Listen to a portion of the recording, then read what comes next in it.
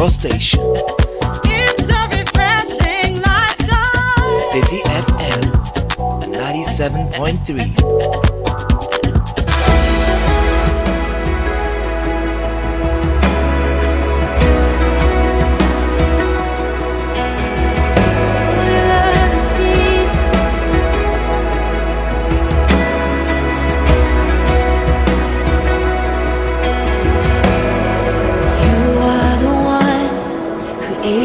Obeys when you speak.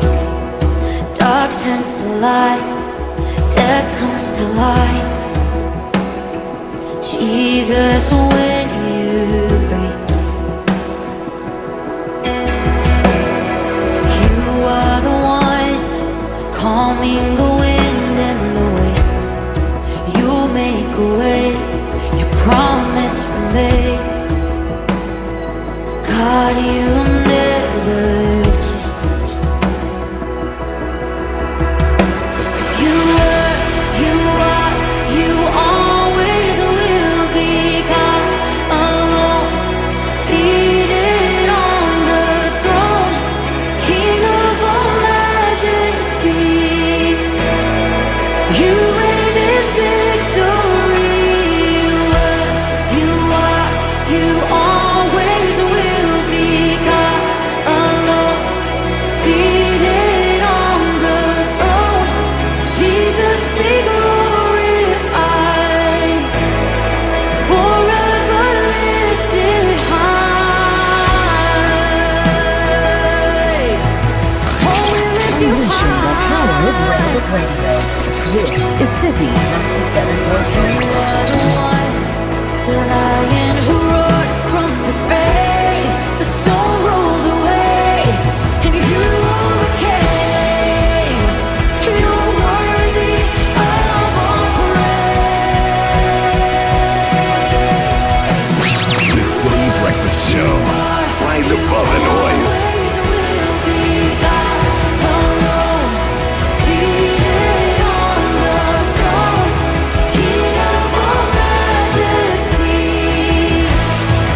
You reign in victory. You were, you are, you always will be God alone, seated on the throne. Jesus be glorified, forever lifted high.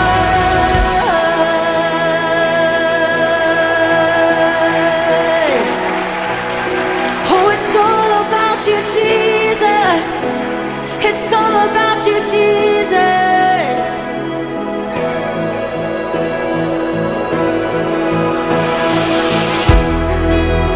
All the glory is yours. 26 minutes past the hour of 6. All the glory is yours. Now and forevermore. All the glory is yours. Gateway worship. It's called Always Will Be. All the glory. So the question this morning is, what code do you have for your life? Are there any rules you live by or principles you stand for that transcend the immediate surroundings and circumstances? What are your non-negotiables?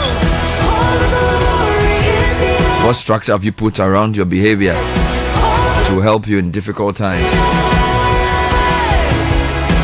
Everybody needs a code for life, and there's one interesting one I saw on generosity. So somebody's generosity code has 5 points. It says, number 1, be grateful for whatever you have. Number 2, put people first. As against things or possessions, put people first. Number 3, don't allow the desire for possessions to control you. So don't make decisions purely on the basis of what you will get physically or financially. Number 4, see money as a resource. So it's a means to an end. Money is a means for making things happen. So it means that the more things you have to do, the more money you need. So it's not necessarily meant for accumulation, although you need to invest, save against a rainy day. And number 5, develop the habit of giving. Because the only way to maintain an attitude of generosity is to make it your habit to give. And when we talk about giving, it's not just money. So you give your time, which I think is the most important resource you can have. Your attention, which is also critical. Somebody can give you their time, sit in front of you and be on their phone the whole time. So you give time, then you give attention. You can obviously give money, but also your resources, your networks. So yeah, let's go through this again. Be grateful for whatever you have. Put people first. Don't allow the desire for possessions to control you. See money first as a resource, and then develop the habit of giving. And we're talking of giving at least 4 things: your time, your attention, your money, and then your resources. This is from the 21 indispensable qualities of a leader. To set off your morning is the 23rd day of January.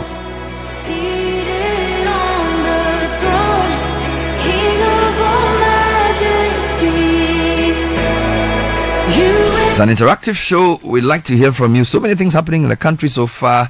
I saw a list circulating on the social media about the number of agencies that the president has to appoint people for. I was like, wow.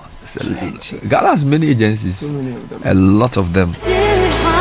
We'll be looking at some of the new incoming CEOs and what they bring to the table. It's part of the show today. But it's really always good to hear from you on WhatsApp 054-998-6996. Talk to us this morning. What's happening around you?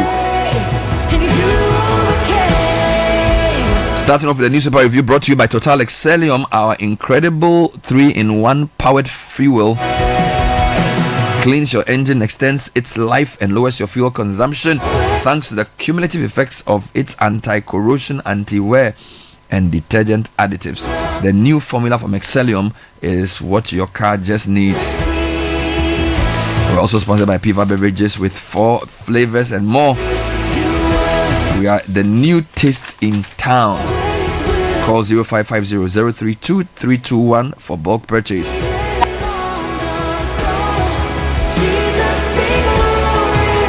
We need to start appreciating photojournalists for what they do. I like the Graphic and Times front page photos. Now, you know, the center spread too. If there was a name I was going to give to the photo, I would call it President, Vice, and the Big Six. Because you notice they're all in suit. All in. The guys on the left are in the bluer shades. The guys on the right are in the dark gray shades. Brown. And then they are arranged in height. And then one is dressed like a killer because he's wearing dark shades. That's the Attorney General. I'm telling you, Minister of he won't look at your face at all. So I think by this photo we have. This is the Big Six. You have the Finance Minister. Finance is here. The Attorney General, Energy Minister, Education. Agric Minister. Roads. So they are the Big Six.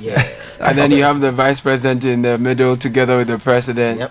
Or as Cheddar called it, the New Six. did he actually? Did Cheddar actually unveil the New Six? No, I don't think he did. No, I think for some reason some of the things didn't go according to plan. No, the Apostolic Pillars took over the 6. No. I think he had wanted to sort of unleash his team, but for some reason either they didn't. Something. Even his running mate came very late. Very late. Yes, and was quite wasn't that prominent in the campaign. So maybe these are the New Six. Perhaps. Dominic Ayine, Haruna Idrisu, Kasialatu Folsen, John Jenapo, Eric Opoku, Kwame Govins, Agboja, and Haruna Idrisu. And this is Big Six. Yeah, man. So what's the time saying? Strong six. You think strong is better? Strong 6, because the work ahead is heavy. Or the first 6. Well, maybe. Perhaps the first 6. Anyway, what are Ghanaian Times captures it this way: serve with humility, candor. President Mahama tells new ministers Commander Sugar Factory will be operationalized. Trade Minister designated speaking, and GJA to pursue justice for Latif Idrisu and late Ahmed Swale at ICC. Albert Jumfo's photograph is here. Mother declared wanted for unlawful removal of child. That's also here. And Bernard Kokma increases property rates revenue by 252.6% through cashless software. Who is Kokma? That is the Kolekrote Municipal Assembly. Oh, wonderful. And only 3% of Ghana's female population screen for cervical cancer. That's a very worrying trend there. Right, Daily Graphic this morning. No tolerance for arrogance, disrespect. President Mahama tells appointees. Government to provide incentives for agribusinesses to produce raw materials. This is Trade Minister Designate speaking. Reduced ministries' portfolios good, experts say, but urge caution. Affirmative Action Act requires more resources for full implementation. Minister Designate for Gender speaking there. And UNDP Ghana's YAI transforms lives through youth-led innovation. Daybreak this morning. John Junapos appointment boost for energy sector. Serve with humility and candor. Mahama to new ministers. Tourist report rates Ghana Africa's second safest. And then you have eyebrows raised over whereabouts of Ambassador Sena Siao Boateng stop press. And police declares Karen Babasam wanted. The overseer, we will waste no time in addressing the country's challenges. Dr. Actor Forsen. I will champion youth-centered initiatives to drive job creation. That's George Opariado. I will advocate for paternity leave. Gender Minister Designate speaking. Boss new MD set sides on innovation, collaboration, and excellence. All right. Council of State elections set for February 11, 2025. Electoral Commission opens nomination process. You have the ultimate prize. Kwachio Fosu tells Bole Bamboy youth. All right, let's get online. City Newsroom. Haruna Idrisu demands validation of free SHS beneficiary data.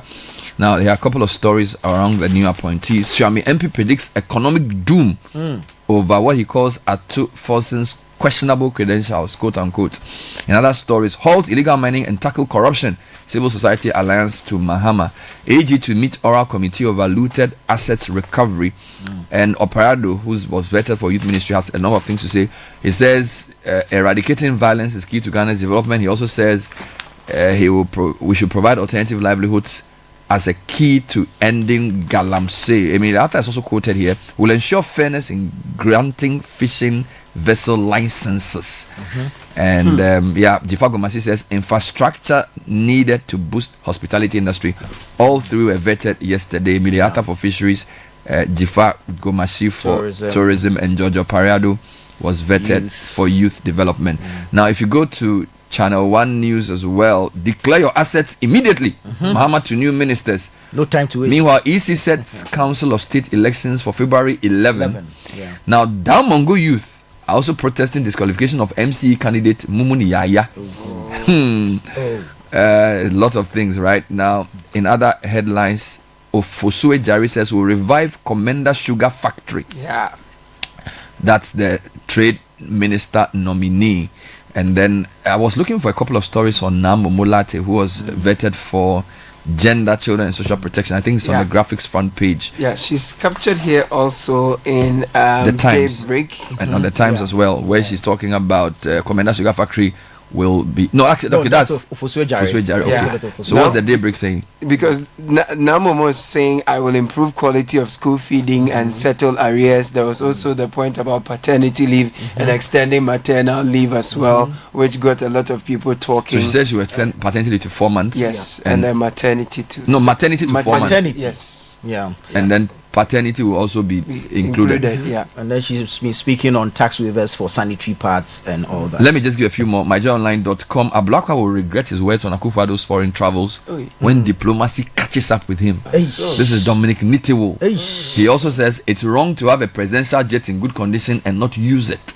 He's been talking a lot in Parliament. In fact, there's another story here that says let's not politicize presidential travels.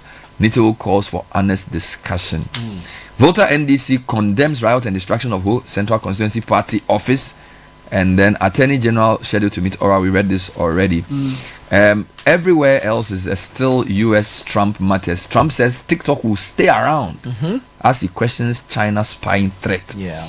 And then I like this one. Trump tells Putin to end ridiculous war in Ukraine or face new sanctions, Quick. we'll get headlines. Yeah. Plenty. Yeah. Trevor Noah should come He said, back. stop the ridiculous war, man. My God. Let's do more important things. All right, let's give a wrap of the vetting and the swearing ins. Yes, please. Serve with humility. Kanda President Mahama tells ministers. Julius Yaupetichi, Ghanaian Times. President John Mahama has sworn into office his first batch of ministers with a challenge to them to serve in humility and Kanda. They are Dr. Kiesola Tuforsen, MP for Ejumako Enyan Esiam, Finance, John Abdullah Jinapo, MP Yape Kusol, Energy and Green Transition, and Dr. Dominic Akorotinga Ayine, MP Bolgatanga East, Attorney General and Minister of Justice. The rest are Gavins Kwame Agboja, MP Adaklu Roads and Highways, Eric Opoku, Asunafo South, Food and Agriculture, and Hana Idrisu Tamale South, which is who is going to education. The six took their oath of allegiance, oath of office, and oath of secrecy as administered by the President at the Jubilee House in Accra yesterday. Here's a quote: "So much needs to be done in a short time, and I assure the people of Ghana that this government will rise to the challenge and reset our country." Bernard. All right. We're still on that or other related ones? Yes, I'll just give you what Atoforsen said after being sworn in. That's in the Overseer newspaper, page 3.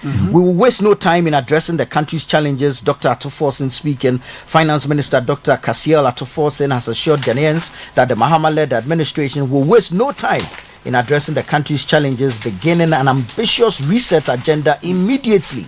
He made this declaration during the swearing-in ceremony for newly appointed ministers at the Jubilee House on Wednesday, January 22.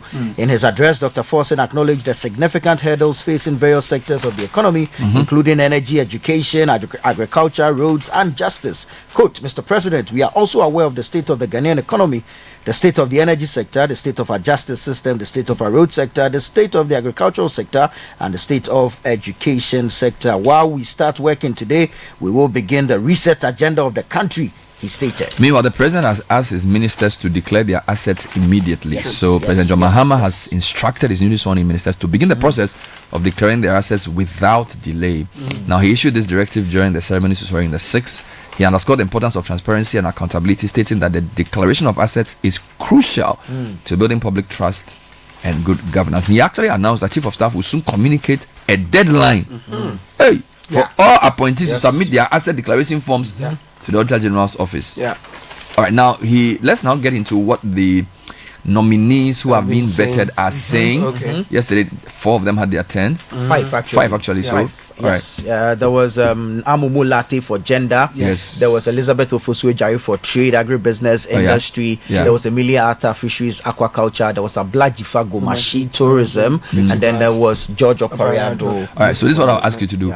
Pick the most important thing each of them said in your judgment from the story, and let's hear. Okay, Commander Sugar Factory will be operationalized. Trade Minister Designate is speaking in Ghanaian Times. The Minister Designate for Trade, Agribusiness and Industry, Elizabeth Ofosue-Jare, yesterday assured Ghanaians of a commitment to operationalize the Commander Sugar Factory in the Central Region promptly. She made this known when she took her turn at the Parliament's Appointment Committee vetting in Accra and pledged to create a thriving business environment to promote entrepreneurship, inclusion and industrial growth in the country when giving the nod. On 1D, 1F, she touched on the challenges facing the One District, One Factory initiative, citing inadequate raw materials and limited access to capital, and pledged to address these through the innovative solutions such as the 24-hour economy. All right, she's also been speaking about providing incentives for agribusinesses to produce raw materials.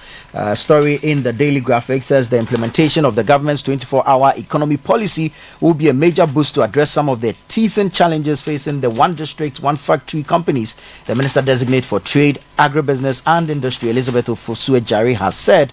The Minister Designate said under the 24-hour policy, companies would receive incentives such as tax holidays and stimulus packages to spur their rapid growth. Aside from that, she said agribusinesses would be engaged in contract farming to produce adequate raw materials to feed industries. What has the new gender minister been saying? She has been pushing affirmative action, and she says the act will require more resources for full implementation. The Minister Designate for Gender, Children and Social Protection, Dr. Agnes Namumu-Lati, has stressed the need to allocate resources to ensure the full implementation of the Affirmative Action Act. She therefore pledged to establish a gender equity committee and subcommittees when approved to ensure that initiatives implemented were aligned with the act. She's also been pledging to improve quality of school feeding and settle arrears. Okay. So she has promised to resolve the payment delays faced by caterers under the government school feeding program. Her assurance comes amid growing concerns over unpaid arrears and the quality of meals provided to school children. During her vetting by the Appointments Committee on Wednesday, January 22, Namumu assured Ghanaians assured of addressing these challenges and ensure effective implementation of the program. She was asked 95 questions in 1 hour 37 minutes. Guess who asked her the most questions? Apenyo, Guess how many questions he asked? 40? No. Apenyo Makin asked her 71 questions. 71. Oh, okay. This is like Baumia level. Yeah, and heavily on her CV. actually. Yeah, so- must have been the academic. Apenyo Makin asked 71 questions of the gender minister. Wow. Then, of course, Efosue Jare was asked. She wasn't asked too many questions. She was just asked 37 questions. Yeah. 37 Afenyo questions. did not ask her a even single one question. question. So we don't know what's going on there. Now, let me take you to the tourism nominee who says she will champion promotion of Mole National Park and other tourist sites. Yeah. Minister Designate for Tourism, Culture and Creative Arts, Ablaji Fagomashi, says she will prioritize the promotion of Ghana's tourist attractions, including the Mole National Park. Now, she says there's the need for increased investment in the tourism sector to boost visitor patronage and create economic benefits. Now, I wanted you to touch on the maternity leave that the gender minister spoke about. It's one of the front pages. I think one of the center page. It says she was going to. The NDC promised that they will increase it to 4 months, and then the minister, during vetting, affirmed that she will push for that. Yes, she says I'll champion maternity leave extension to 4 months. The Minister Designate for Gender, Children and Social Protection, Dr. Agnes Namumu-Lati, has stated that if given the nod, she intends to champion the extension of maternity leave from the existing 3 months to 4, in line with the party's campaign promises. Appearing before the Appointments Committee for her confirmation hearing yesterday, she said the additional 1 month was not only necessary for the mothers to take better care of their newborn babies, but to also heal their bodies and feel much better after the birthing process. Quote, men are still advocating for paternity leave, and if it is important for them to take a break to support the family, then it is more important for women to have a prolonged period, not only to take care of the children, but also to heal properly. Dr. Latte, who's also the member of parliament for Crowas, said. All right, now let's do two others. Emilia Arthur was vetted for fisheries, and she says Ghana's marine and fisheries resources are declining, that we need urgent attention. She appeared before the committee yesterday as well. She underscored the critical role of fisheries in Ghana's food security, highlighting that the sector provides 60% of the nation's protein needs. She revealed that Ghana currently has about 6 large-scale aquaculture farms, several medium-scale operators, and approximately 2,300 small-scale farmers. She outlined some plans to attract direct funding to support aquaculture.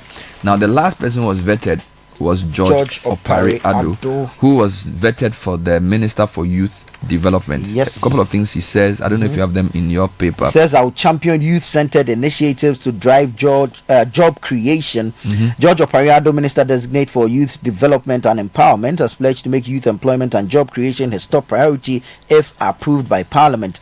Appearing before the Parliamentary Vetting Committee on January 22, 2025, Mr. Opariado outlined his vision for the ministry, emphasizing the importance of partnering with key agencies to provide the youth with skills and opportunities for sustainable livelihoods. As the national youth organizer for the ruling National Democratic Congress, Mr. Parado is no stranger to addressing youth concerns. Now, there's a story from the education minister that I think is an interesting one. It's going to become a big issue. Yes. He's demanding validation of free SHS beneficiary data. You read it in the news earlier.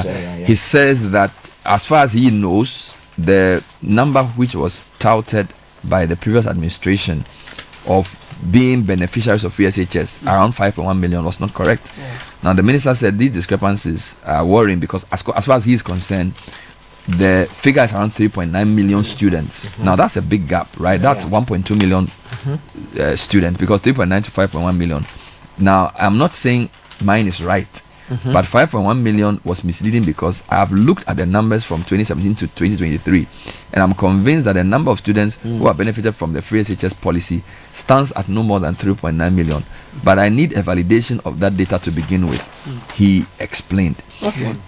Bernard, let me take you to journalists and welfare, and the association is seeking to pursue justice for Latif Idrisu and late Ahmed Swaleh at the ICC. Story by Malik Suleimana in the Ghanaian Times, page 3.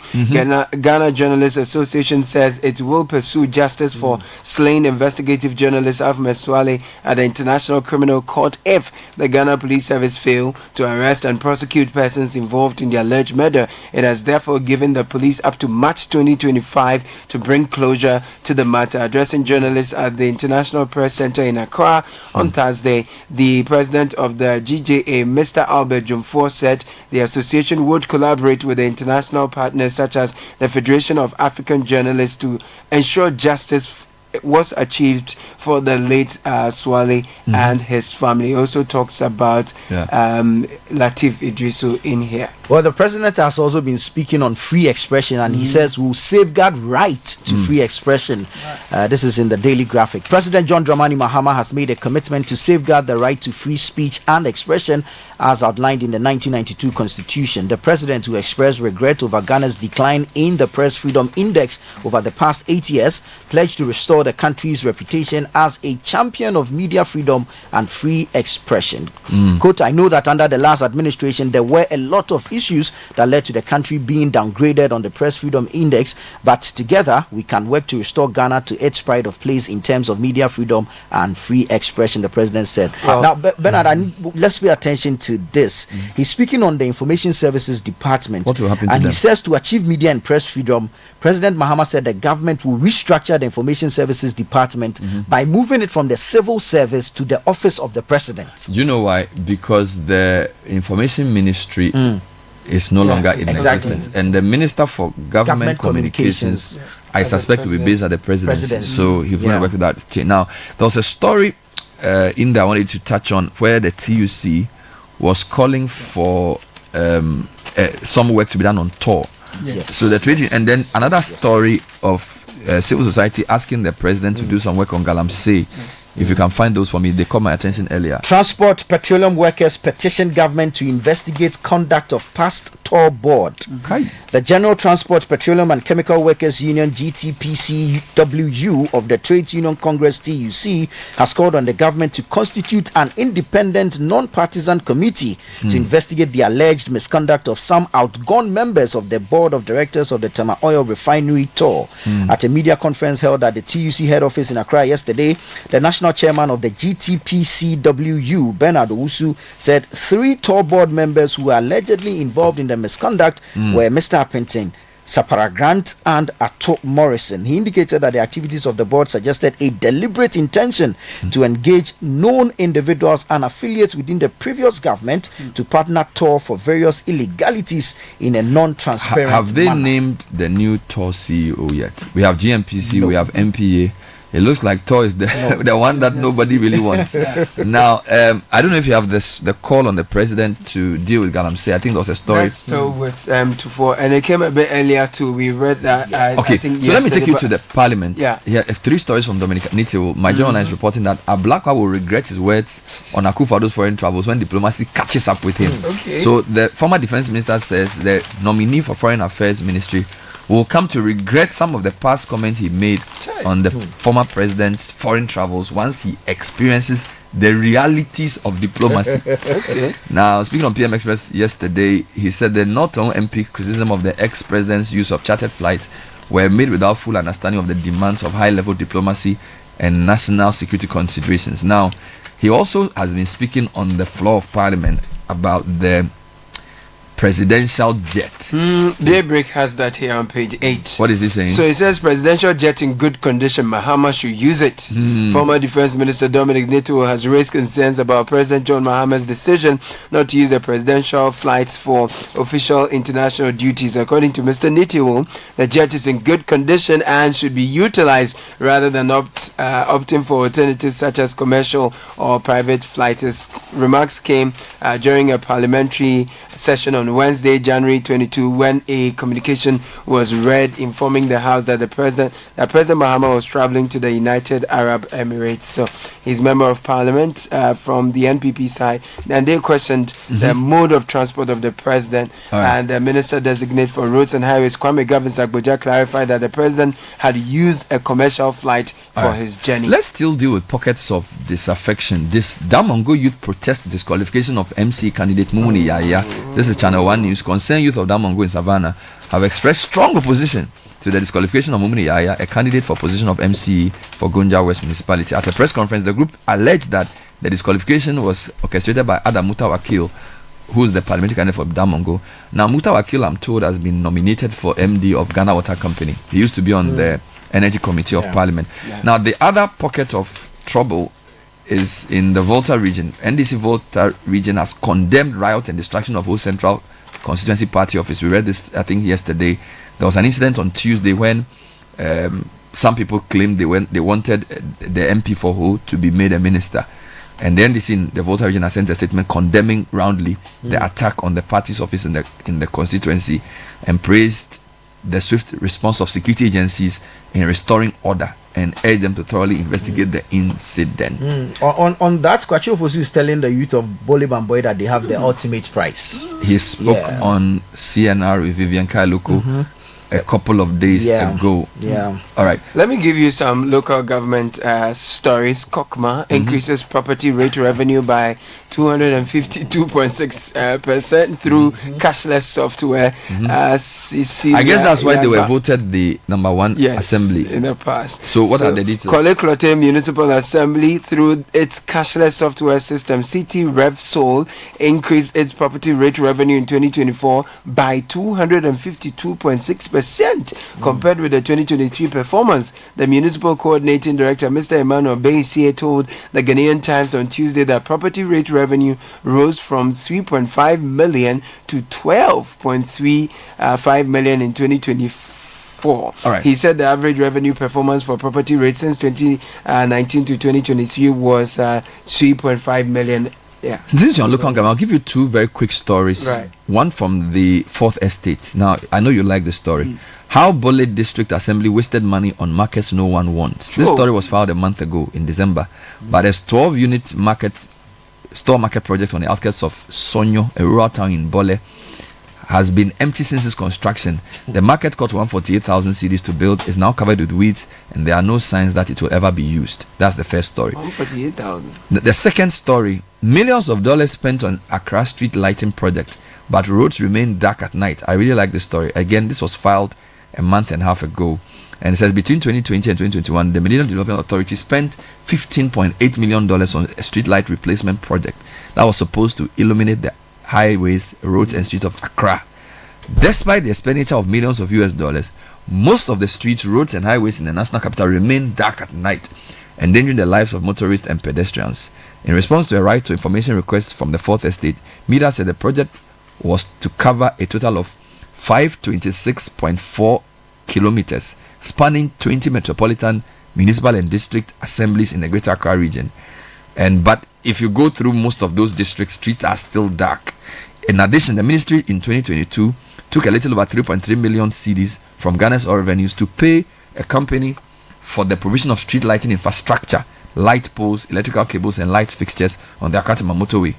According to the 2022 Public Interest and Accountability Report, yet anyone who drives on the motorway will testify that there's no light on that road. True. For 3 nights, the 4th Estate visited several roads and streets in the 13 MMDAs in which MEDA implemented a street lighting replacement project, and basically found that the streets were dark. Is it that the quality of the street lights are so inferior that they don't last? What I think the Minister of local government energy and the local government should do is to jointly investigate this project. Yeah. Because you can't spend all this money on street lights and we'll have all these dark streets at night. Yeah. So that's a good piece of journalism there. Thank you, gentlemen. Coming up next is the City Business News.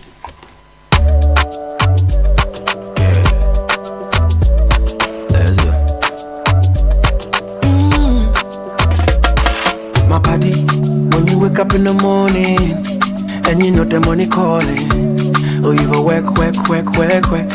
but you know it's at your side. If I believe with us, if I hold my hand and believe, oh, cause you know it's at your side. And when you dream, no say I did for you. And when you hustle every day, when you wanna go, anything you do, I did for you. If I believe I did your side, fidelity. If I believe with us, fidelity. If I know I did your side, fidelity.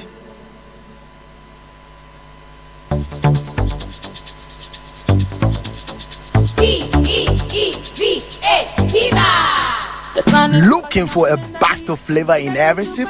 Discover the refreshing taste of Piva beverages. Enjoy the classic Piva Cola flavor, perfect fit anytime. How about a fruity adventure? Try our delightful Piva orange fruit drink packed with recognized citrus flavor. Craving something exotic? Our Piva cocktail fruit drink brings the tropics to you. For a sweet and juicy treat, grab our grapefruit drink and don't miss out on the refreshing Piva Tangerine fruit drink, bursting with tangerine flavor. Piva Cola, Piva Orange, Piva Cocktail, Piva Grape, Piva Tangerine. Grab yours today. Available now at your local store. Call us on 055 322-31. Piva, a taste you love. This advert is FDA approved. P for Piva. Oh, jump on now. Go, the go. Go me. And what time when you come back, we are not hear the sound of your car. Why you buy new car? No, I not change my car. It be the same right. It be the fuel way I change. Way one shouts it. Ever since I started using the all-new Excellium Premium Fuel, fortified with 3-in-1 action. Oh, Joe, now my car they run like electric car. No, it's so. This is the type of fuel where they want to. Because now engine they cost. Where they want for way if I buy it, it go protect my engine. And with the small way I buy, I go drive, sir. Absolutely. It's like strapping a turbocharger to your engine and giving it a protector. And what they bust my mind self be the 3-in-1 action, no? Excellium they prevent up to 99% of deposit. It be anti-wear, some be anti-corrosion. Won't pay when I open them. Hey, so where can I find this magical fuel? Just head over to any Total Energy service station and your car will thank you. Hey, then make a finish my gobe fast, then rush go Total Energies. My friend, but why your hand my gobe inside? I give you info. Make a fill the gobe too small. Go, the go. Excellium is designed to protect your car engine, decrease fuel consumption, and lower CO2 emissions. Don't say fuel, say Excellium. Choose Excellium, choose quality. The Citi Breakfast Show. Rise above the noise.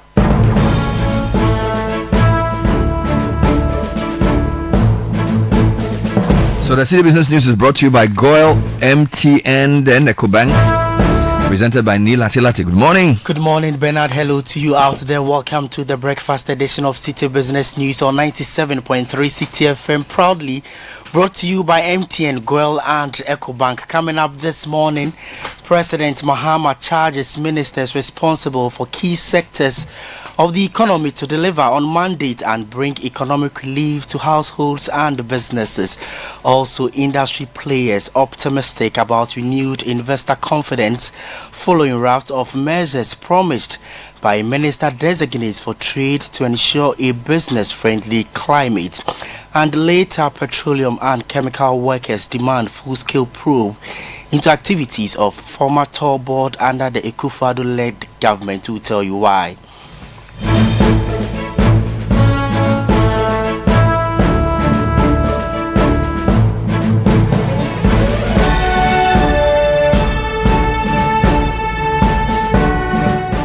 I am Ni Lati. Thank you for joining us. Now, Ghana's critical economic sectors now have substantive ministers, with Dr. Kaseyel Atuforsen at the helm of the Finance Ministry and John Jinapo leading the Energy Ministry, as the Mahama administration moves to tackle inflation, stabilize the city, and ensure reliable electricity supply.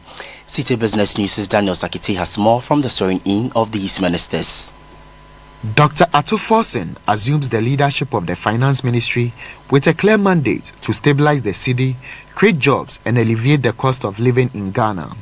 As the nation grapples with inflationary pressures and fiscal imbalances, the Finance Minister's role is critical in ensuring macroeconomic stability and fostering sustainable growth. Dr. Atoforsen has pledged to reduce Ghana's inflation to single digits, targeting an 8% inflation rate through robust fiscal measures, particularly by controlling government expenditure. He also aims to increase tax revenue from 13.8% of GDP to approximately 16.8%. Additionally, he has committed to scrapping the e-levy and the betting tax as part of his fiscal policy reforms. Dr. Atoforsen faces the daunting challenge of balancing the need to create fiscal space while maintaining critical public expenditures amid significant debt servicing commitments. Despite these challenges, he has assured that the government will not default on payments. Mr. President, we are also aware of the state of the Ghanaian economy, the state of our energy sector, the state of our justice system, the agriculture sector, and indeed the education sector. We want to assure you that whilst we start work today, we'll begin the process to reset the country together with you and your team. In the energy sector, John Jinapor has been tasked with ensuring a reliable electricity supply, especially as the early days of the administration faced threats of intermittent power outages. He will also oversee the potential privatization of the Electricity Company of Ghana while addressing the energy sector's debt, which he revealed has escalated to over $3 billion. The two ministers will play a pivotal role in Ghana's economic performance, with their actions impacting multiple sectors. President Mahama has set a clear expectation for his appointees, stressing the urgency of their mandates. In economy, the people of Ghana are looking up to you, Dr. Forsen, to reduce inflation and make life more affordable, reduce the cost of living. They're looking up to you to bring our national debt to sustainable levels. They're looking to you to stabilize our currency, and they're looking to you to rein in the deficits so that we can achieve macroeconomic stability. To you, the Honorable Minister of Energy, Mr. John Ablai Jinapor, Ghanaians are looking for stable and efficient power supply. They are looking to you to accelerate our upstream and downstream petroleum sectors in order that Ghanaians can reap the benefit of the potential that God has given us. They're also looking to you to manage the energy sector debt and be able to remove it as an albatross around the neck of our economy. President John Dramani Mahama ending that report by Citi Business News' Daniel Sakiti. Now, with businesses and investors anticipating a new horizon, the Minister Designates for Trade, Agribusiness and Industries making bold promises to revamp Ghana's economic landscape. At her vetting, she outlined a vision of transformative trade policies and a business-friendly environment designed to position Ghana as a regional economic hub. Emmanuel Opon has a wrap of the vetting in the following report. The new administration under President John Dramani Mahama is set to reshape Ghana's business environment over the next 4 years, with a focus on addressing taxation, policy reforms and sustainable growth. Among the priorities is the much anticipated 24-hour economy policy, along with a bold initiative dubbed Project Feed the Industry. This was disclosed by the Minister Designate for Trade, Agribusiness and Industry, Elizabeth Ofosu Ajare. I've stated that the production of raw materials is key in this country. That gives us lasting solution, and it gives us the advantage of a value chain in our production with this production of raw materials. And I indicated that when I'm giving the nod, I'll launch the Feed the Industry project to ensure that we have these raw materials. In addition, the Minister Designate outlined measures to curb the trend of business relocating to neighboring countries. Transparency is going to happen. At the Ministry of Trade, there will be a desk for facilitation so that people who want to do business will get their trade issues facilitated easily. I think all these put together, trade will. On the issue for tax exemptions for the One District, One Factory program introduced by the previous administration, Madame Ofosu Ajare pledged to review its impact and streamline its implementation for enhanced efficiency. I have been briefed that there were a few challenges with the exemptions. Among other things, some of the product that found itself on the exemption list did not qualify. And so when it came up, there was issue of transparency and all of that. When I get the nod, I will look at all of that and come back to Parliament. She also hinted at reforms within the Free Zones Enclave to boost its contribution to industrial growth while committing to address long-standing challenges within the vehicle spare parts industry. The Verton session also saw other nominees outline their visions for their respective ministries. The Minister Designate for Youth Development and Empowerment, George Opari Ado, vowed to secure funding to enhance opportunities for the youth and drive their development. If this committee graciously gives me the nod, one of the first things I intend to set up is a desk at the ministry that will go around the world and solicit for funding to support initiatives of young people, and that will pursue aggressively. Meanwhile, the Minister Designate for Fisheries also shared insight into her plans for the sector. That report was filed by my colleague Emmanuel Opon. Meanwhile, some industry players are pledging to cooperate with the minister nominee if approved. One of such is the Abosokan Spare Parts Dealers Association. Techiado is head of communications of the association. With the support of the trade unions, she will deliver. Because this time around, the trade unions who want to help their government to build Ghana, a better Ghana we all want in this country. It will not be as usual politics. Techiado is head of communications of the Abosokan Spare Parts Dealers Association.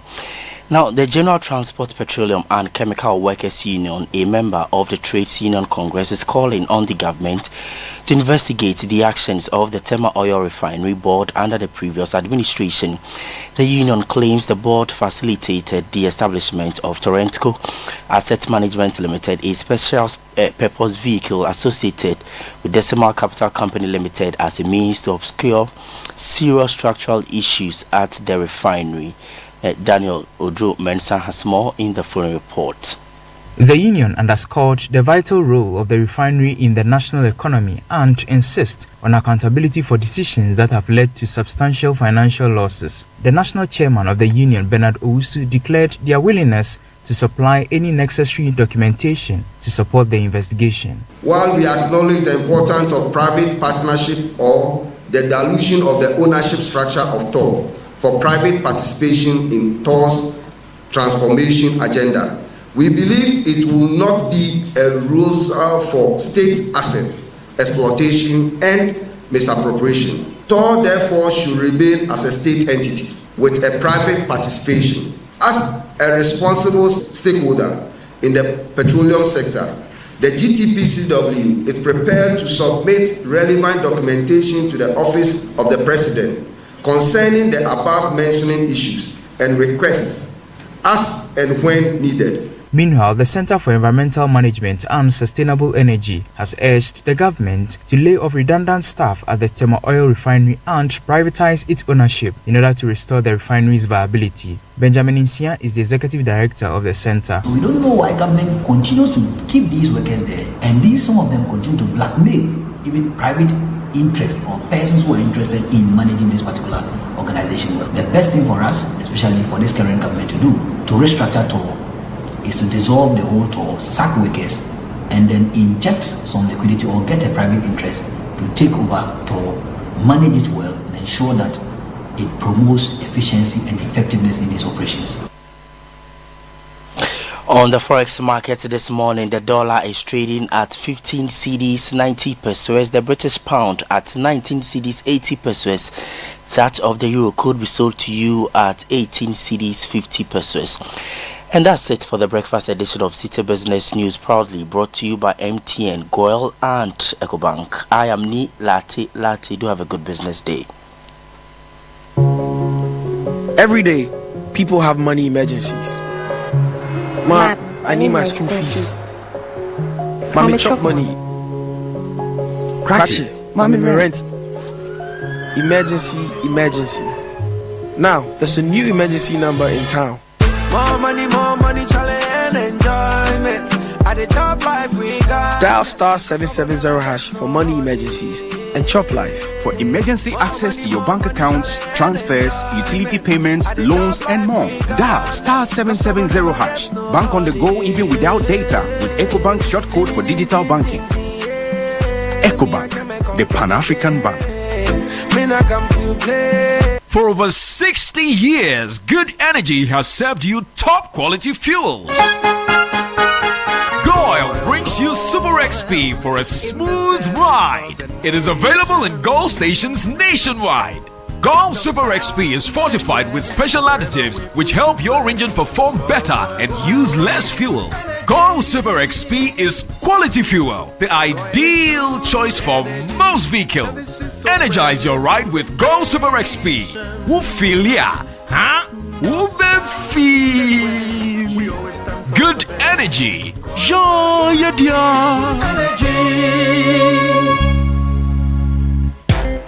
When you want to eat, just Momo it. Tired of the long queues in the supermarket? Pay with Momo. When you really want that beautiful new blouse, just Momo it. When you want to get a trim and get fresh to impress you know who, just Momo it. When you need to pay your utility bills and domestic staff, Shani Momo. When you want to send love to the family back home, send some Momo. Join the millions of MTN Momo users all over Ghana and live life the brighter way. So just Momo it. MTN. Join the conversation on the Citi Breakfast Show on Facebook at facebook.com/Citi97.3, Twitter at twitter.com/Citi973, and Instagram at instagram.com/Citi973 with the hashtag CitiCBS.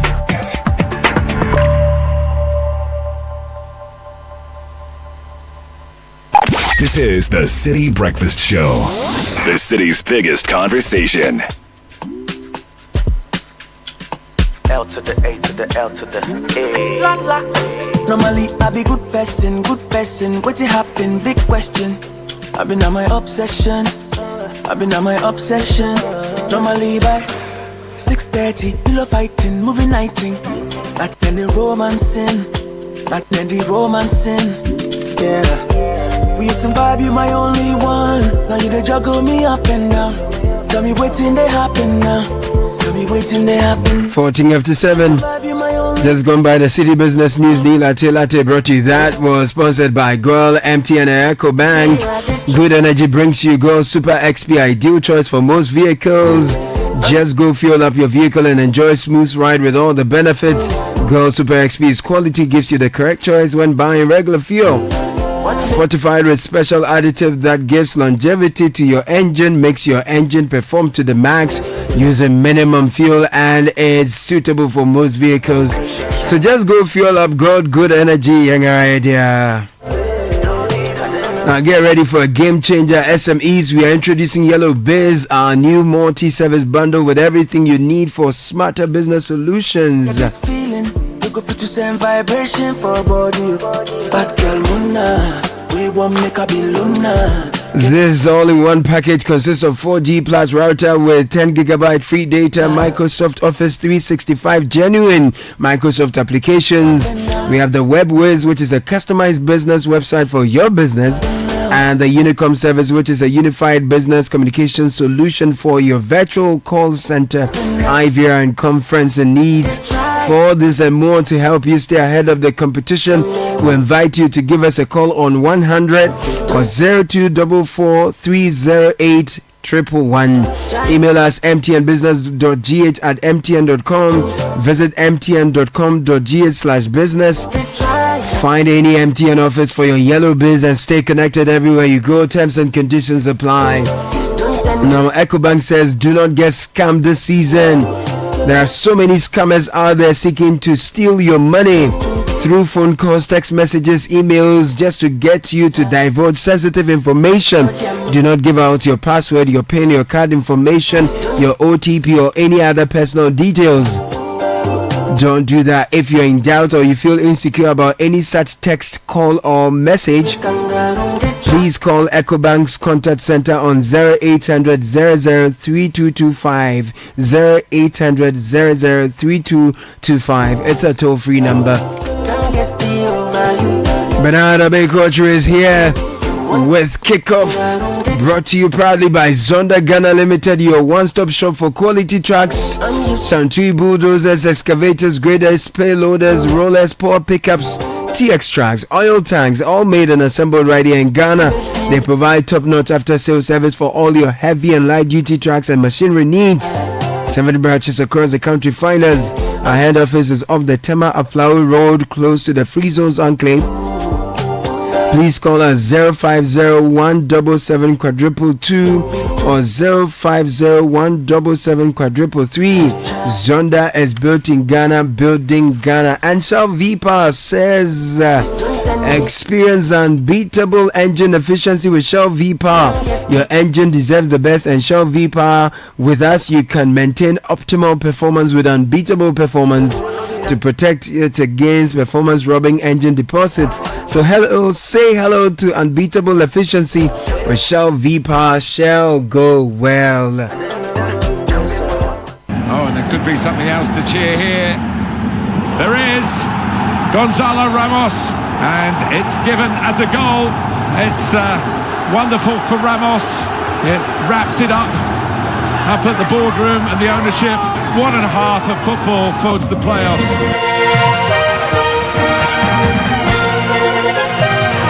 And the gentleman from the west side, Bernard Abekocher, joins us in the studio. Good morning, man. Good morning, Caleb.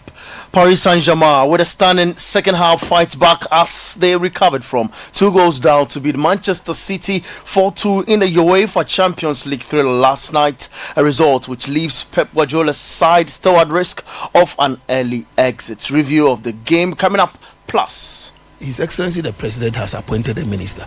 I believe strongly that in the wisdom of the President, he has selected somebody he believes that he can do the job. All we can do as football person or football people or as a club administrator is to offer my support. Our former Ghana Football Association Vice President George Free weighs in on the appointment of Kofi Adams as Minister Designate for Sport and Recreation. All of that plus some tennis updates from the Australian Open, all coming up in the next 10. We are on the wings of Shell V-Power and Zonda GH. I am Bernard Abekocher.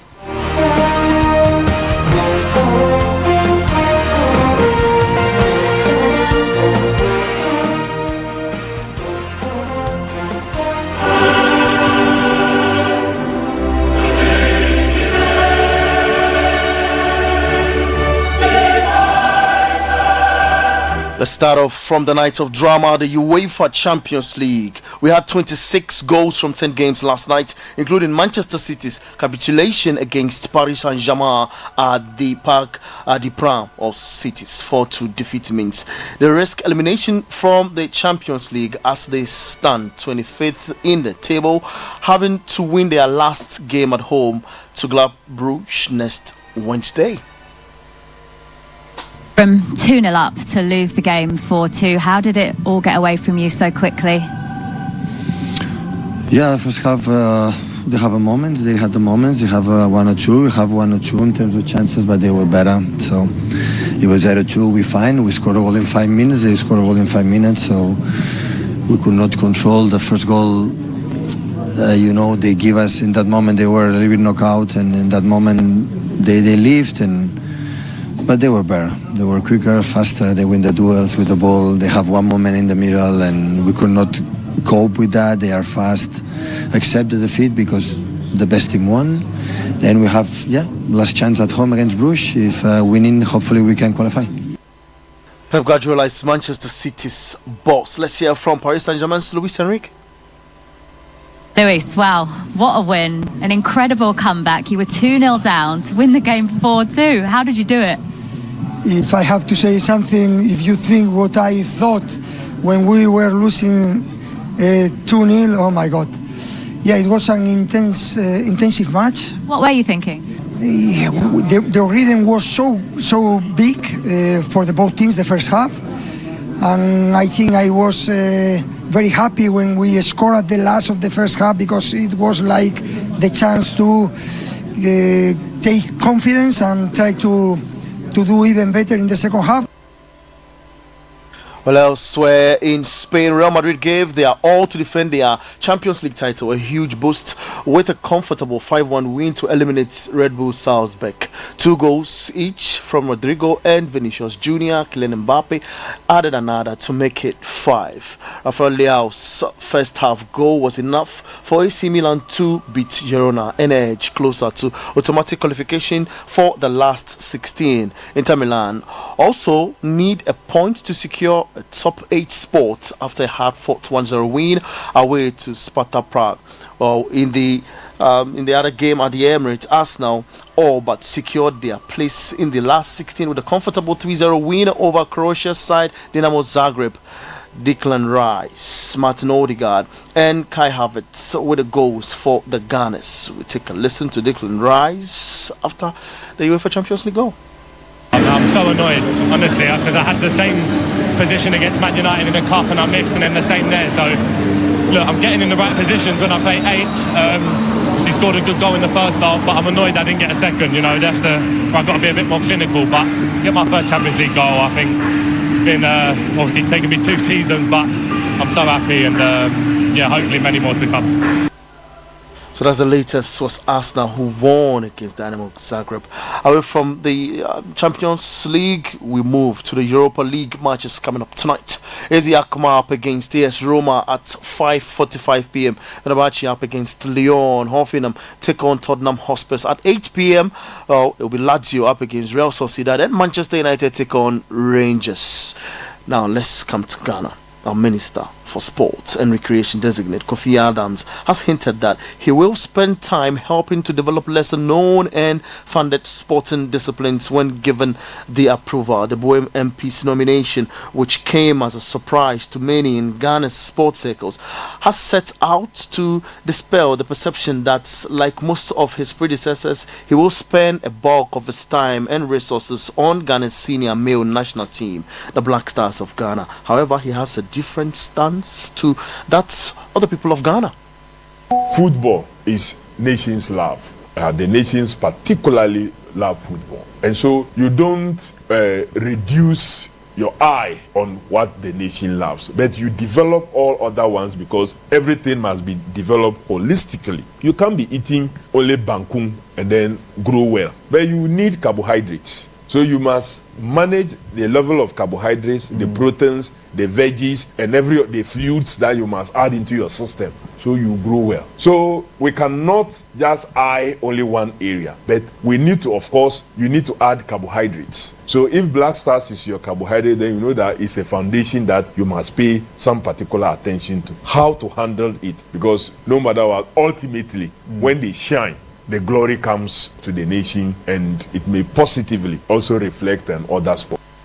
Now let's stay a while longer on that matter. And former Ghana Football Association Vice President George Afriyie has endorsed the nomination of Kofi Adams as Minister Designate for Sports and Recreation. He commended President John Dramani Mahama for appointing what he believes is the right person to lead the sector. His Excellency the President has appointed a minister. I believe strongly that in the wisdom of the President, he has selected somebody he believes that he can do the job. All we can do as football person or football people or as a club administrator is to offer my support. Right away, I cannot be criticizing or be asking of what he can do or what he bring up, but no, I cannot be talking of that. Honestly, from where he is coming from, I believe strongly that the President has done proper consultation and he believes that this man can do the job. Now it's no more just football, sports, it's also sports and recreation. And so he might have done some deep soul searching and arriving in that decision. So it is not about me to at least be judging him and be asking, no, it's too early for that. Well, George Afriyie also expressed his concerns over Ghana's failure to qualify for the 2025 African Cup of Nations in Morocco and the upcoming African Nations Championship, a chance set to take place in Kenya, Tanzania and Uganda. If you have 24 countries participating in the Africa's biggest mundial, which is African Cup of Nations, and Ghana is not taking part or Ghana is not being counted as among the teams, then it's worrying. If we have teams participating in CHAN and Ghana is not being counted among the best, then it's worrying. If we have the Africa Under-17 Championship coming and Ghana is not counted among them, then it's worrying. If we are talking about women football, the elite women football, which is the top A women league, women team, and Ghana is not participating in any of the African Women Championship, then it's worrying. So we must accept that there's something wrong. It is only when you agree that there's something wrong, then you can find antidote to it, or you can find solutions to the problem. Unfortunately, the people who are mandated to run football in this country, they don't see it in that light, which is very worrying. You heard from Georgia Freer, who's the former Ghana Football Association Vice President. Let's finish off with some tennis. And in the women's singles, for the semi-final clash in the Australian Open, defending champion Aina Sabalenka will face off with Paula Badosa later at 10 a.m. Madison Keys from America will play against Poland's Iga Swiatek. And that will be your sports this morning. Thanks to Shell V Power and Zonda GH. For more sports stories, log on to citysportsonline.com. I am Bernard Abeku. Sports is life. Get involved. Guys, Charlie, you know that mining contract I've been chasing for years now? I just got awarded the deal, but the issue is where to get the right and quality heavy-duty trucks to execute this job here in Ghana. Relax, my guy. Remember my recent construction deal at Pokwase? Zonda sorted me out. Zonda? What? Who is that? Zonda Tech Ghana Limited is your one-stop shop for machinery, heavy and light-duty trucks, and pickups. They have the Shantui bulldozers, graders, payloaders, rollers, Fua pickups, 4-land light trucks, TX trucks, and oil tanks. Made and assembled right here in Ghana with top-notch after-sale service and standard prices. Made in Ghana. This is amazing. You haven't seen my Zonda Power pickup, which I take to the office. Strong, durable, and tough on our roads. Hey, that's from Zonda too? Absolutely. Zonda is the right place for you, my guy. Oh, now I am sorted with Zonda. Zonda Tech Ghana Limited, your solution for heavy and light-duty trucks, located at Tema, off the Flower Road. Call 0501-772-222 or 0501-773-333. Zonda, built in Ghana, building Ghana. In a world where only the best survives, you need a fuel that can match your drive.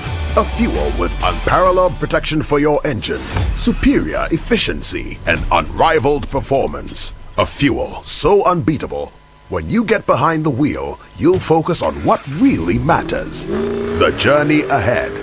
That fuel is Shell V-Power. Because no other fuel gives your engine better protection, better efficiency, and better performance. Be unbeatable. Drive unbeatable. Shell V-Power. Shell. Go well.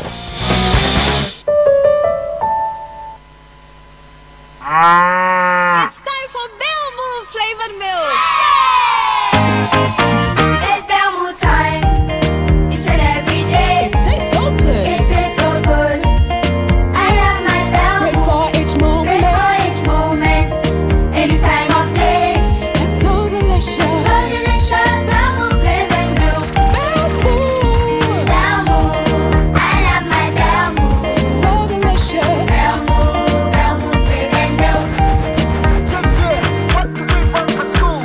Belmont flavored milk. It's maliciously delicious. For bulk distribution, give us a call on 0544 335 900.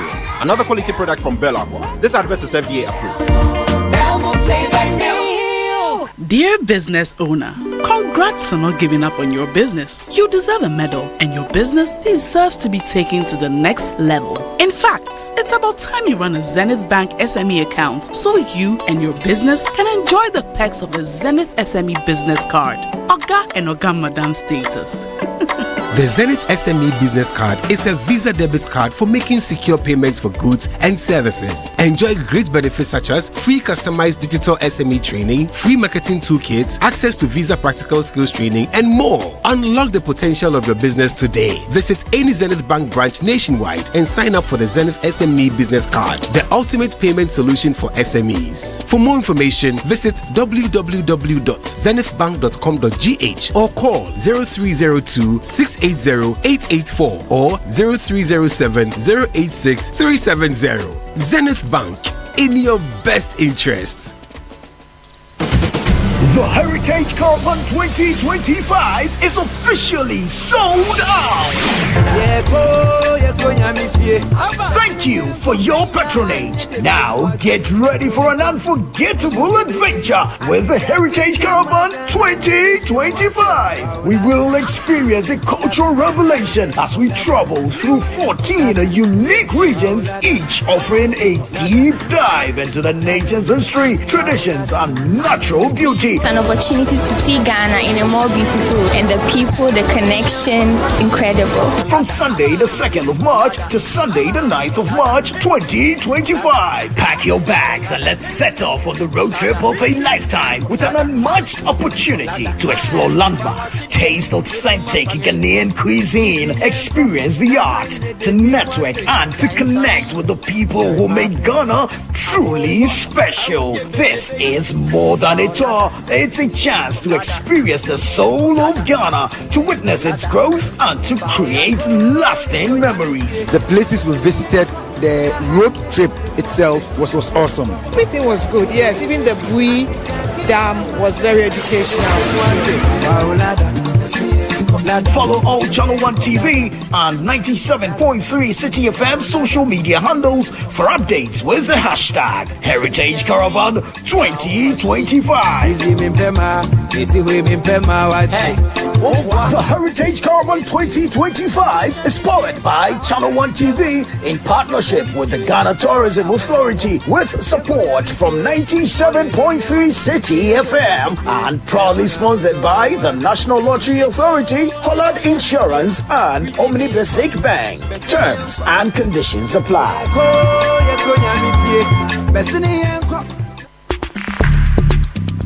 Join the conversation on the Citi Breakfast Show on Facebook at facebook.com/Citi97.3, Twitter at twitter.com/Citi973, and Instagram at instagram.com/Citi973 with the hashtag CitiCBS.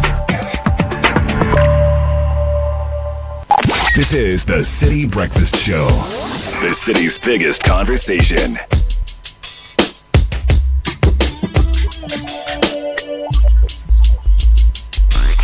Unleashing the power. Turn your lights down low. This is Citi 97.3. And pull your window curtain.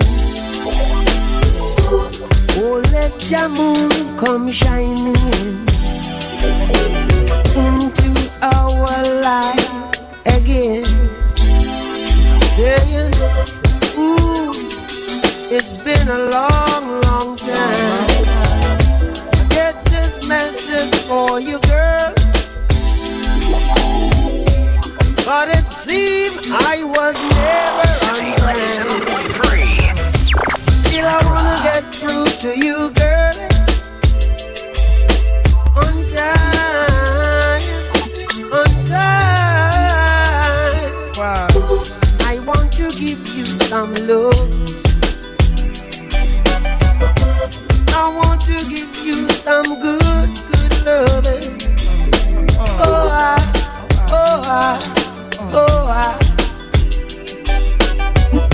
yeah, I want to give you some good loving.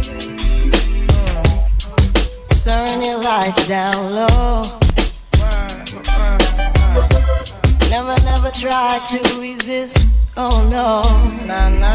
This is the Citi Breakfast Show, the city's biggest conversation. Into our lives again. Saying, ooh,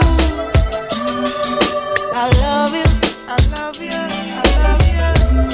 7:35 Citi Breakfast Show. It's the 23rd day of January. A few birthday requests coming through on the show this morning. Send them through 054 998 6996. Kindly wish my dearest daughter Hadassa Sewa Afode Opey a happy 18th birthday for me. Tell her she's one of a kind. I'll choose her as a daughter over and over again. May she be blessed and protected throughout her life. In Jesus' name, for her mom, Emma Coleman Puji, to Hadassa Sewa Afode Ope. Loving you is like a song. Happy birthday, Marshal Kwabena Domako of Bingham Ponsan. You've brought so much joy and peace to mommy and daddy. We pray that you grow to be an upstanding, God-fearing citizen. Ocean might carry And always know we love you so much. Marshal Kwabena Domako of Bing. in every word, every second and every third expresses a happiness more clearly than ever heard. This is a very special request coming in to Dr. Lloyd Amwa. Harmonies possess a sense Coming in from your wife caress. and your family, wishing you a very special birthday. May God continue to guide you and bring light to your path. This is coming from let me just say that girl huh? He understands what I said. Don't worry, it's not for you. The message is not for you. Say it again. Let me interpret it. Say it out. I'll try. Say it again.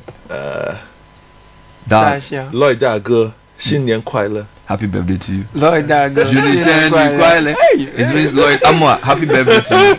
I think I just wish you a happy new year, basically. I didn't wish him a happy birthday. That girl. But so the choir be what? You see? Dog, happy birthday to you, man. All right, because the Shenri, that's the birthday.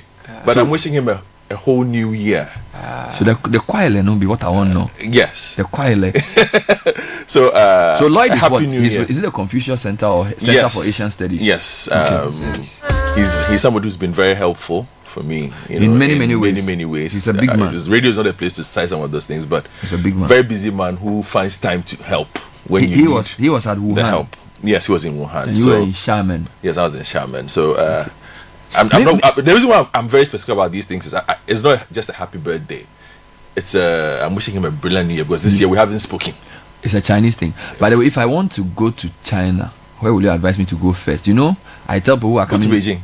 Beijing is that the capital? Yeah, you have to go to Beijing. Yes, go to the capital. How do you mean Beijing from Guangzhou? Guangzhou is a trade hub, so very, very commercial in its outlook, very cosmopolitan. Beijing is not as cosmopolitan as Guangzhou. Is Guangzhou the place people go when they want to bring things? Yes, that's what I'm saying. Like it's a trading hub. Where do people go if they want to make things? Maybe they want to go and make T-shirts and they go to China. Where do they go? You would go there. Guangzhou as well. Yes. What? So which one is Shenzhen? Shenzhen is the electronics hub. Oh. Shenzhen is the electronic manufacturing electronics. hub of the world. So the phones and things. Everything, yeah, it's in Shenzhen. And Xiamen, what is there? Xiamen is an island. You went to school in an island. Yes. Xiamen is a beautiful, one of the cleanest places on planet Earth. Xiamen. Wow. Yes. Is it far east? Yes, it's in. So the weather is a bit different. Yes, it's tropical. What about Wuhan? Wuhan is very cold. Wuhan. So Beijing is where I should go. I think if you are trying to understand the country well, you do Beijing. You do the Guangzhou. Yes, Guangzhou. Guangzhou. And then I suggest you do Shanghai. Oh, I haven't got Shanghai. Yes, I suggest you do Shanghai. So is Shanghai one of their capitals? It's the cosmopolitan hub. Is it in the east or west? Driving. Central. Shanghai. So I should do Beijing, which is the capital. Is that what you used to call Peking? Oh, okay, Peking is Beijing. And I should do Shanghai and I should do Guangzhou. Yes, and then after that you can move around a bit. There are many large cities, eh? Yeah, you can do you can do Xi'an. That's okay. That's old China. Can I survive in China? Why not? I'm just asking, like the way I am, the way my life is, maybe I want to go and stay there for 1 year to do my PhD. You survive. Are you sure? Beautifully. Once you get used to the food. Yeah, the sticks and things. No, chopsticks you can use. There's a spoon, there's a fork. What do they do? Is it the rice? Yeah, rice and the other things that accompany it. So I had a Chinese roommate. Yeah. You'll do well. And I always used to tell him that there's a big difference between when I go to a Chinese restaurant and what he's doing in this kitchen. It's true. Because it's true. What are you doing? Because when I eat Chinese, not seriously. When I go to any country, I'm not sure of the food. I eat Chinese food. But my roommate was cooking some things I didn't understand. Traditional food. The thing that took me by surprise. When he finished cooking in the kitchen, I have to clean the kitchen for like 1 year. The first culture shock for me when was fried rice. Because the fried rice we had grown up eating here. It's very different. when I went to the school canteen and they served fried rice, I was like, what's going on here? When you go to the restaurants and they make the fried rice as well, it's like very different in taste from what we have here. But overall, for me, I spent the first 2 months eating at a McDonald's, basically, because I couldn't handle the food. Then I got broke. Then you have to so I moved to the canteen. Can you make a dumpling? No, it's not that easy to make. My roommate used to do dumplings. Yeah. But when he finishes cooking, you can't do anything. The whole place. They cook. He uses the whole table. Yeah. He even uses the chair. He cooks a lot, and then he finishes, and then you have to clean the kitchen for. But I had some Chinese soup in Kenya. It was nice. It looked oily at the top. But what they call soup is water. It's water, but it was really nice. I was surprised. It has good taste, yeah. It was nice. Very healthy. And I was trying to stick, Charlie. It took but me some of the combos I didn't get minutes. used to. So one combo I never got used to: rice water with carrots and cabbage. In it. So wait, that's like I can understand carrots, but the cabbage part. Yeah, rice water with carrot and cabbage. With rice water mixed together or something. Yes. Oh, Charlie. That one I could never come to terms with. Yeah. And they do spaghetti a lot. No, they do a lot of noodles. Yes. And for them, they like to make it organically. So if you went to the canteen, they'll do it for you. They'll make it for you. It's not like the one we buy. Like you bought it in a pack. No. That's famien. That's basically convenient noodles. Yeah. So that's what you find in the pack. The 3-minute noodles. You boil hot water, you pour in. But if you went to the best ones are the ones that are made organically. If I put that one in front of you with some sauce. But the country is big, eh? It's massive. The country is big. So yeah, good morning to Lloyd. How did you do because of you've generated a conversation. No, I'm just talking. No, I'm saying Lloyd. Lloyd, yeah. So happy birthday to you. Yes, let me concentrate. Okay, sure. Go ahead, brother. Now, yesterday the women had their turn at the vetting because apart from Giorgio Pariado, it was really the turn of the women. The first to be vetted was Elizabeth Ofoswe-Jare for trade. Then there was the vetting of Agnes Nambolate for gender, the vetting of Emilia Arthur for fisheries, and the vetting of Ablaji Fakumashi for tourism. We will bring you some highlights of the vettings. And somebody here is saying that the best vetting performance so far of an individual in the person's view happened yesterday. Sharp. This is what somebody is saying. One time.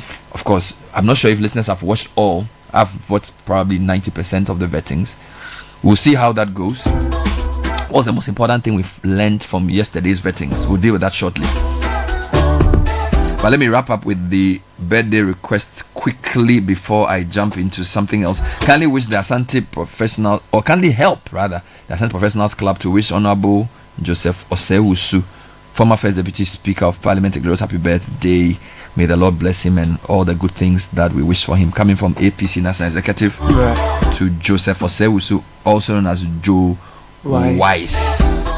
Yesterday was Samonate George's birthday. We kind of missed it, which is quite interesting. He turned 40 the day after he was named as Minister for Communication. We're doing an analysis of Mohammed's nominees, and I think we can say quickly that this is quite a young team. Young in the Ghanaian sense. Tell me about it. Because in Ghana, if you are below 50, you are young. So I did a quick overview. He has nominated 26 sector or functional ministers. I've not added the regional ministers. 4 of them are millennials. Kwabena Minta Kando, Samonate George, Charles, Okujeto Ablakwa, and Felix Kwati Ofosu. They are 80s born. The vast majority of his ministers are aged between 50 and 55. Okay. The vast majority. So you have Harun Adrisu, Mutala, Eriko Poku, Ahmed Ibrahim, Elizabeth Ofoswe-Jare. Almost all of them are born between 1970 and 1975. Oh, okay. So that seems to be the group that's leading the country. The president himself was born in 1958. So he's much older than this group. The oldest minister he's nominated in the functional ministers, Rashid Pelpo, 1964. So he will be 61. If 61 is the oldest, it means the average age is pretty young. So I think that's an interesting one. And when you do the analysis for the CEOs, they're actually much younger. So who knows? There's a generational shift happening that we don't know. Let me pay some bills and then I will come to why yesterday's vetting you think was very important because of the sectors. So there was trade, there was gender, there was fisheries, and there was tourism. And of course, there was youth development. So these are very important areas, but not necessarily as high profile as the first batch that was done. If you're looking for a delicious snack for both kids and adults, try Bell Moo flavored milk. It comes in chocolate and sweet strawberry flavors, ideal for all snack moments. So for bulk distribution, please call 0544 335 900, 0544 335 800. Bell Moo is maliciously delicious, another quality product from Bell Aqua. And if you want a British degree at a fraction of the cost in a vibrant student community, where your education enhances your employability skills, you also get up to 50% scholarship. That degree is available at Lancaster University, Ghana. You'll be taught by a faculty trained to UK standard. Find out more, lancaster.edu.gh. Email admissions@lancaster.edu.gh. Call 020-960-708. Lancaster University, Ghana, the only British university campus in West Africa. Litigation-free land is available. Contact Royal Kingdom Estate.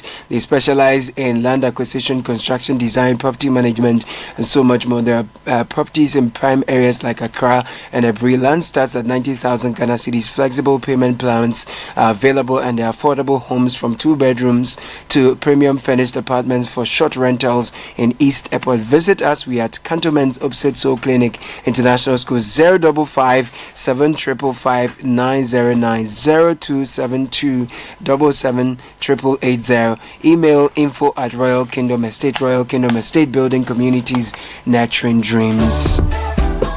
So this Valentine's Day, indulge in an unforgettable romantic getaway at the African Regent Hotel. February 14, truly magical experience of luxury, love, and serenity awaits you and your loved ones. The Stars dining experience is 550 Ghana cedis per person and 1,000 cedis for couple. Enjoy an intimate hour with breathtaking views from our rooftop terrace at Zong with a salsa and painting session. Valentine's Day dinner, an exquisite candle-lit buffet dinner at Zong featuring dishes prepared by a world-class chef. There are personalized keepsake, that's a custom photo to remember this day to be shared with your guests. Enjoy the evening with music performance by Isaac and friends. Please call 0302 765 180 or 20268 265 386. Email mkt@african-regent-hotel.com. theafricanregent.com is where to find details online.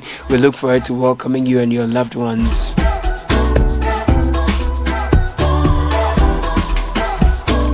Meanwhile, your favorite pharmacy, Top Up Pharmacy on Ofu Oxford Street, has moved, but we are still on the same street. Now, the Top Up Pharmacy Osu branch is now located at the Top Up Base Hub on Oxford Street, adjacent KFC, opposite Omni Basic Bank. We are open 24/7 with a pharmacist available at all times. We offer nationwide delivery. Place your order and we'll deliver to the comfort of your home or office.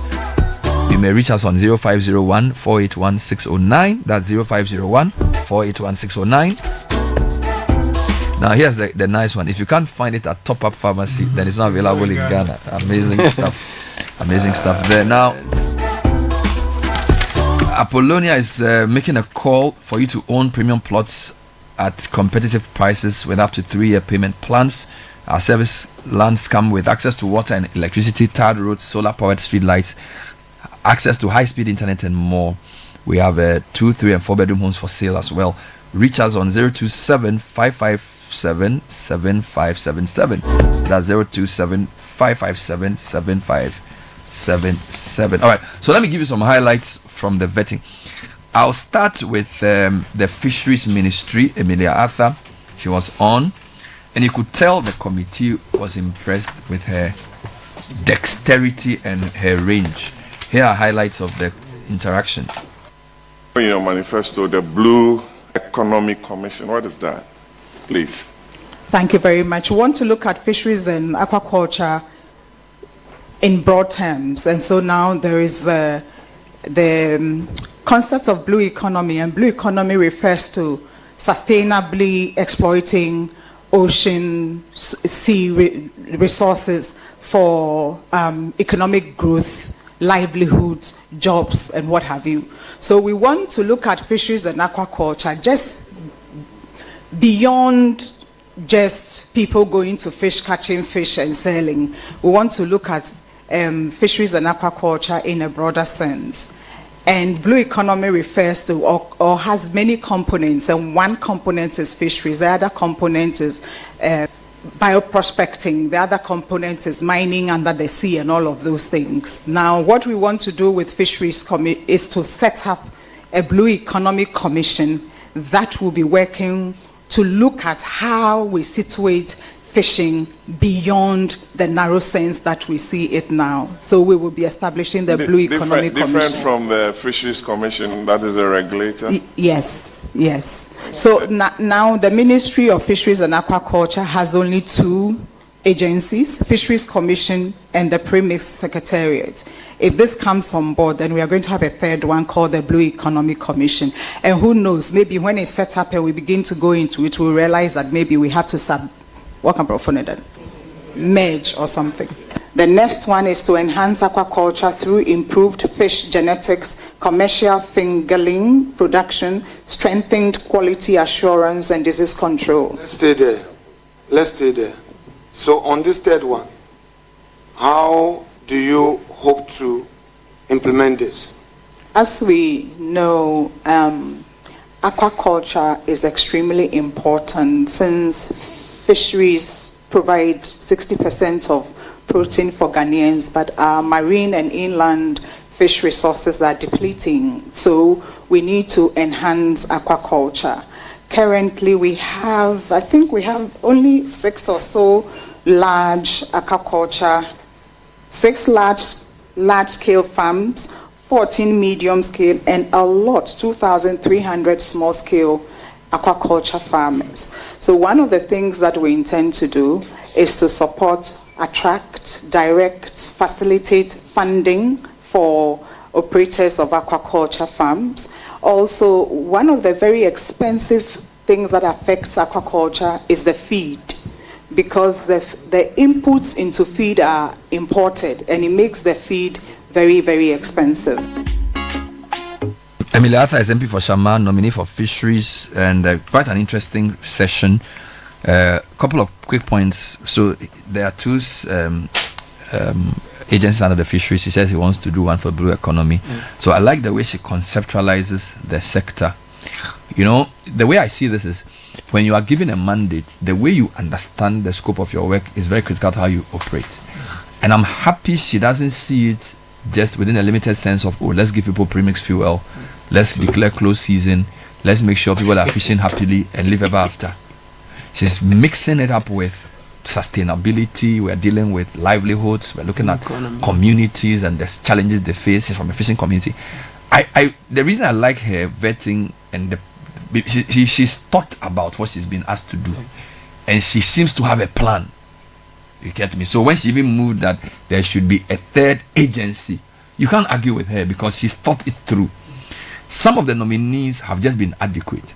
So you see, you can show it like, you are marking somebody. It's satisfactory. I understand the sector. I'll be a placeholder. But if you want a reformer who wants to actually drive a change agenda, this is what you want. All right. And I like this. And I want to urge nominees to reflect a bit more about the sector they are being sent to, beyond saying, I'm competent enough to do the work. Do you know where I'm coming from? She's basically saying, if you give it to me, I will use it and do a lot more with it. I lie? I agree with you. I think of all the nominees who have been vetted, yesterday, Madam Emilia Arthur was the one who showed up. Fully. It's it does not mean that she's going to be the best minister in the sector. The talk is different from the walk. But for the purposes of a vetting and what we've been saying we want to hear, what you just described is what we saw yesterday. Her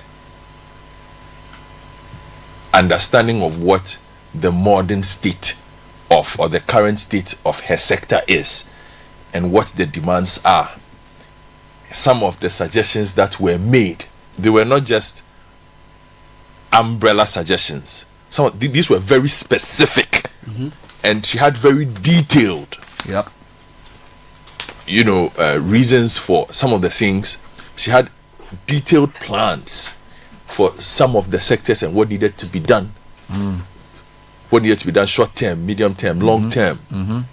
So as somebody who plays in the sector, who is watching, you will sit there and say, okay, this is somebody that I can talk to. Okay, this is somebody that perhaps will make some change within the sector. And that is what you expect from a process like that.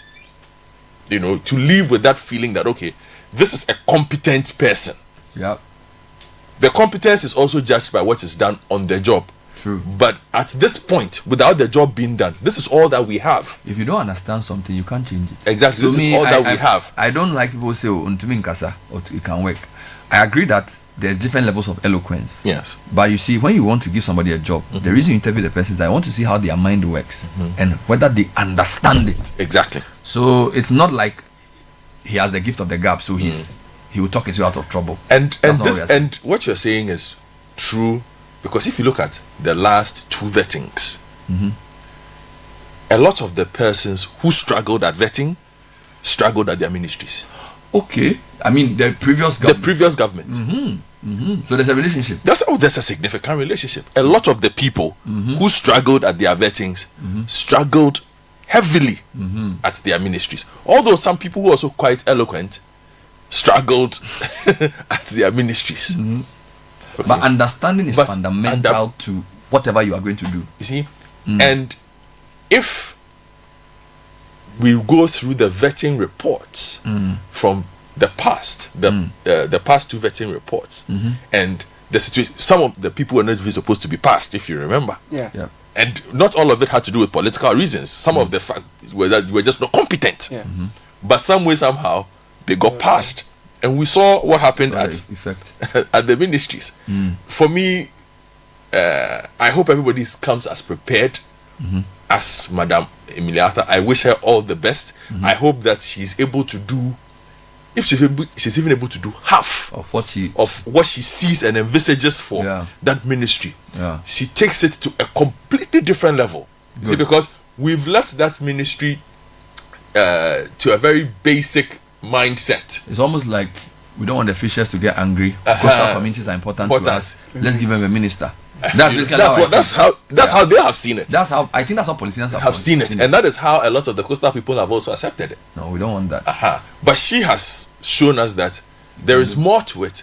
All those countries that are doing well with it, and you see, the impact is not, and what we do with that sector is not local; it's international. She spoke about the impact of the EU yellow card on fishing, for instance. She says that's a sector that brings in $400 million. If we don't fix the illegal fishing on our shores, and the EU gives you a red card, that's $400 million gone out of your economy, flat. That's a lot of money. Yeah. In addition to that, to find out what you're saying, you see, when you have a minister who is abreast with the global issues around the sector, then she will no longer just be beholden to bureaucrats who may have their own agenda as to what to push. If you put somebody who doesn't understand a sector somewhere, they can come to you tomorrow morning and say, oh, this is what we should do, this we should travel, this and that and that. But you always want somebody who's clear in their mind that this is what needs to change. So she will not be beholden to, because I think part of our problem is that the civil service has become quite cynical in the way they go about things. Like, oh, politicians will come and go, so let's do what we want to do. That doesn't necessarily help the country. So great one. We'll come back to another very important one, gender, who, although was fielded 85 questions, we feel like it was a missed opportunity in the vetting process. So she showed up to be vetted. She was asked many questions, but as to whether those questions actually go to what she needed to have been asked is a different issue. We have homework for her. We'll deal with that when we come back. But let's do tech and social media trends who's the sponsor? First Bank Ghana and Telecel. First Bank Ghana says if you need to send money to our West African neighbors, especially Gambia, Guinea, Liberia, Nigeria, and Sierra Leone, it's very, very easy because they do that through the Pan-African payment and settlement systems. Perhaps you send and receive money for all kinds of purposes you intend to. All you need to do is to visit any of our branches nationwide with your cash, and your money is transferred in no time. Now, to receive money, you will need an account with us. So find out more about the PAP system at First Bank Ghana. Call 0596921921 and switch to Telecel fixed broadband today. Experience incredible bonuses, non-expiry bundles, data transfers across devices, and so much more. Subscribe to discover all that there is to this, and do so by dialing *900# or use the Telecel Play app. Visit a Telecel retail outlet or telecel.com.gh. Get connected. Terms and conditions apply. Telecel, connecting energies. All right, Mr. Graham, tell us what the key trends are. Well, the first one, as always, is a football trend. So Bayern Munich are trending. For what reason? Yeah, they lost 3-0 to Feyenoord. At home? No, they were away, but it was still a surprise result because, you know, Bayern they are a stronger team. Feyenoord are not a European giant as you'd expect. So, you know, 3-0 loss is very unexpected. So the next one is Pablo and Freemason. So that's trending. So that's from our Minister for Youth Development, Mr. Opariado. He said he was a Freemason during his vetting. So that's really trending. So people are talking all about that and that kind of stuff. And the last one is Hawa Kumsin. Why is she trending? So she's trending in relation to Amelia Arthur's. She's chopped a stray bullet. Yeah, basically. Okay, this is not even a stray bullet. How do you describe this one? People are doing compare and contrast. They're bringing fish farming to blue economy. Exactly. So fish farming is blue economy. Yeah, so they are comparing her vetting and then this year's vetting. They are looking like, what, you know, so they are saying, this minister versus this minister, who did a better vetting and that kind of stuff. Even the questions that were asked of her, as in Emilata, were tougher than what was asked of the previous minister. But the performance is very clear. Yes, the difference is very stark. So she's trending as well. Yes, exactly. Hey, these streets, they don't forget. They never forget. They will pull you out of retirement. Exactly. Because this is 4 years later. And people have 4 years later. So maybe Ghanaians don't have short memories after all. They don't, I tell you. So those are the key trends for the morning. Any news for me? Oh, the tech news. LinkedIn is being sued. Why? Because they disclose customer information to train AI models. So, as you know, these AI models need to be trained on terabytes, femtobytes and whatever bytes of data. So you need to be feeding them data, but they in a lot of the times we see that these tech companies, they violate our privacy because they use our data without telling us to train their AI models to make them better. So that's why the AI is so good. It's seen a lot of data. So even right now with Twitter, you know, they have their own AI model, Grok, which is inbuilt into the Twitter app now. So all your tweets are probably being used to train the Grok and that kind of stuff. To recommend things for you to buy. In fact, now I've noticed that when I'm using Twitter, I see a Grok question under the thing, so the AI can explain the tweet to me and that kind of stuff. So, you are being closely monitored. Closely monitored. So yeah. So who's suing them? So this is from consumer groups. They are suing them. Is this Europe or America? I believe this is usually the EU that does these things, but I think this one might be in America. But LinkedIn is being sued by the premium customers. I think the people who pay money for LinkedIn is a class action lawsuit. I was actually surprised about how popular LinkedIn was among professionals, in the sense that when I go to events and then maybe I exchange pleasantries and then somebody wants to follow through, they will usually say they are on LinkedIn. So Ghanaians at least have found it as a useful professional connection platform. I actually didn't think it had a future when it came out first. So I thought it was too restrictive. I've been using it when I've been doing the research for the MP. Some of them put their schools and their past jobs on LinkedIn. So it's a public profile. So that's what I've been using when we've been building their profiles and that kind of stuff. That's one of the tools I use. It's not one of the biggest in Ghana, but it's more professional usage. So they are being sued. Yes. Wonderful. Thank you for your time. That was Tech and Social Media Trends. You're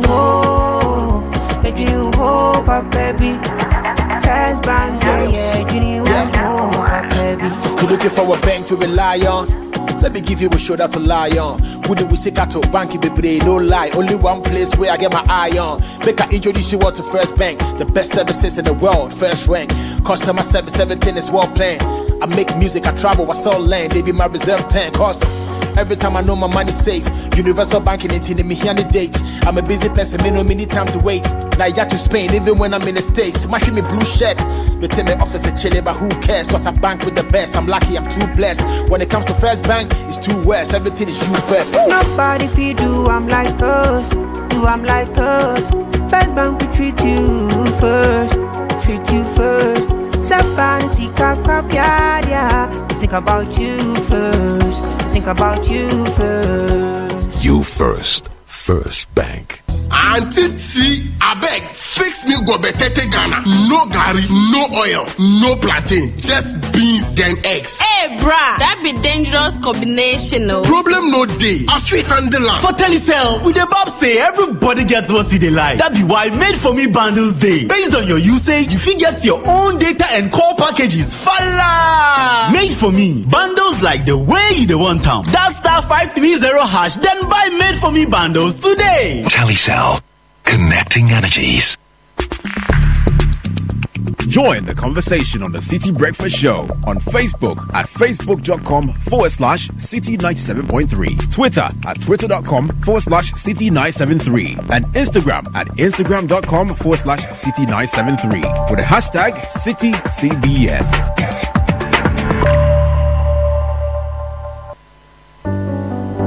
Imagine waking up in a beautiful home you can call your own, or watching the value of the plot of land you invested in grow year after year. This 2025, Apollonia City is inviting you to start the year right by making a smart investment in property. Apollonia City offers high-quality real estate that is ever appreciating. At Apollonia City, the value is not just your home or land. It is also the area that surrounds it. Tarred roads with safe speed limits, drainage for even the most punishing floods, and neighborhood planning that ensures your view will never change. Choose any of our serviced or semi-serviced plots or any of our beautifully crafted homes and enjoy up to a 3-year payment plan. Call us on 0275 577 577 or 0542 777 222 and let's help you start the year right. The Heritage Caravan 2025 is officially sold out. Thank you for your patronage. Now get ready for an unforgettable adventure with the Heritage Caravan 2025. We will experience a cultural revelation as we travel through 14 unique regions, each offering a deep dive into the nation's history, traditions, and natural beauty. An opportunity to see Ghana in a more beautiful, and the people, the connection, incredible. From Sunday the 2nd of March to Sunday the 9th of March 2025. Pack your bags and let's set off on the road trip of a lifetime with an unmatched opportunity to explore landmarks, taste authentic Ghanaian cuisine, experience the art, to network and to connect with the people who make Ghana truly special. This is more than a tour. It's a chance to experience the soul of Ghana, to witness its growth and to create lasting memories. The places we visited, the road trip itself was awesome. Everything was good, yes. Even the Bui Dam was very educational. Follow all Channel 1 TV and 97.3 Citi FM social media handles for updates with the hashtag Heritage Caravan 2025.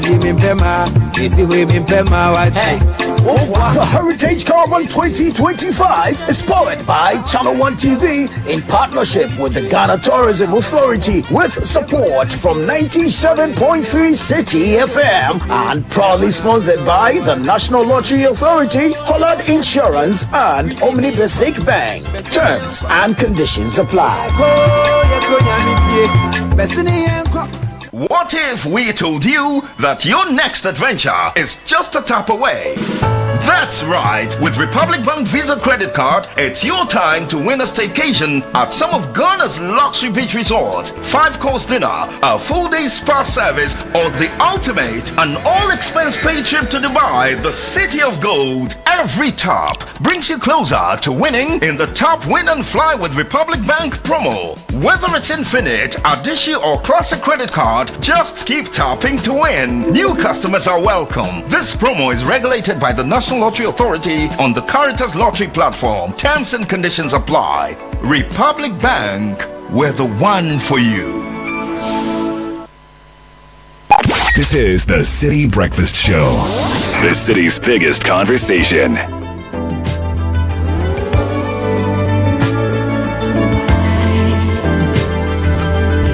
Looking out across the night, the city winks a sleepless eye. Yeah, I'll always shake my window, sweet seducing sighs. Get me out into the nighttime, for walls won't hold me tonight.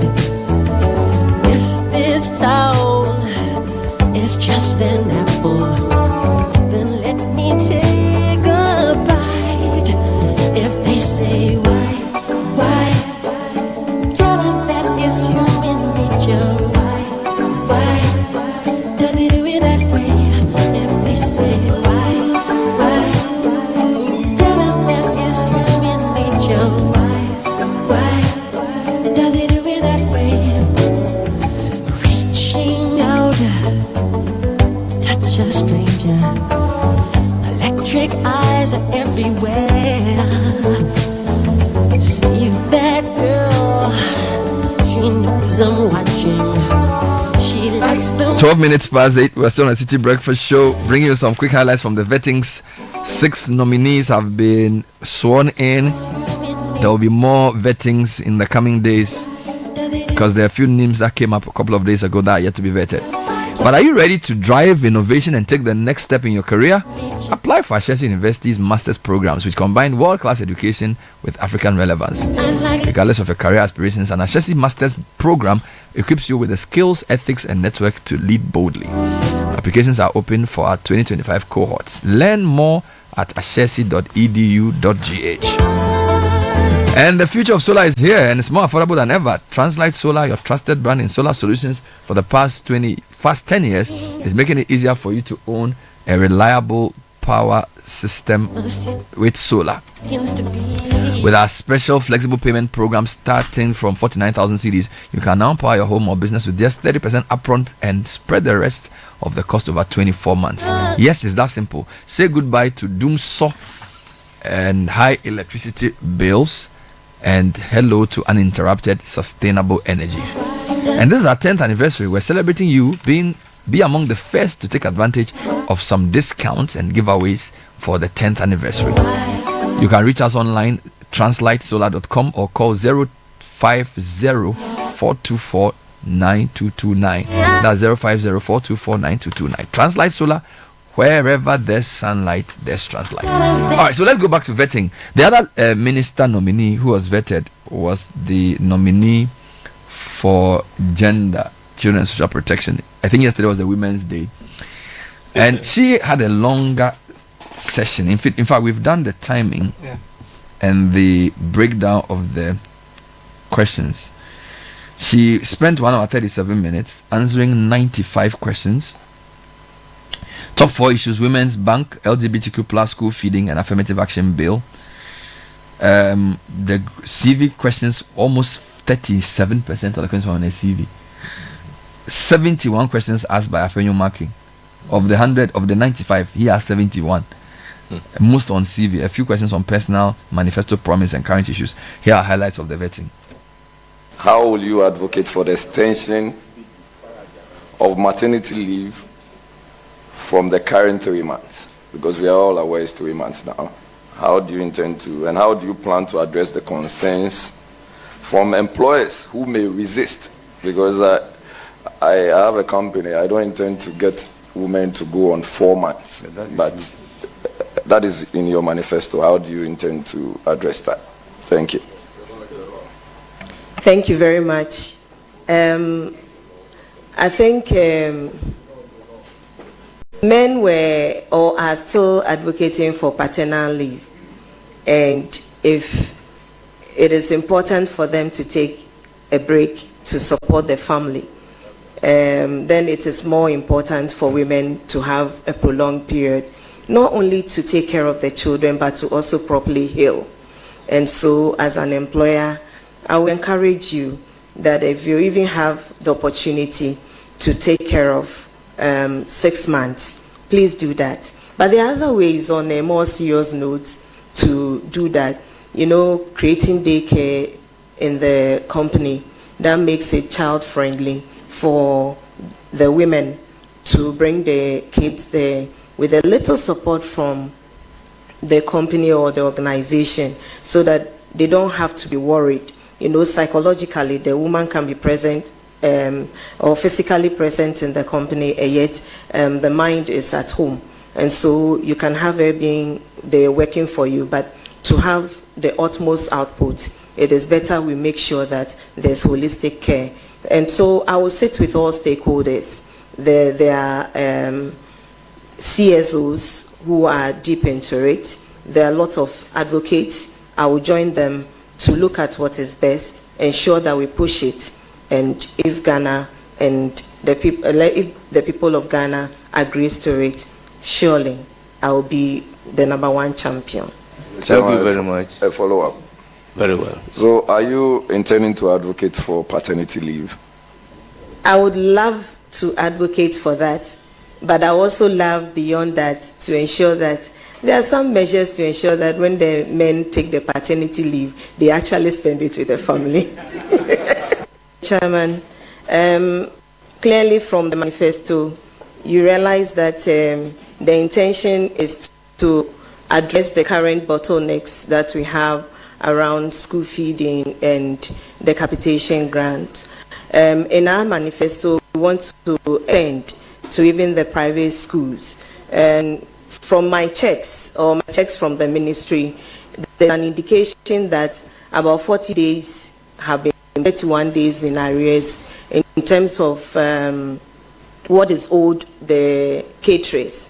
I think with me, one of the things I know is judge or dialogue with whoever and whoever is involved for us to find lasting solution. But once there's been some payments made, I believe that His Excellency has committed to ensuring that not only the implementation of the school feeding goes on smoothly, but also the quality is assured. And so I will work within that framework to ensure that the rest of the payment is done with the finance ministry and then also education.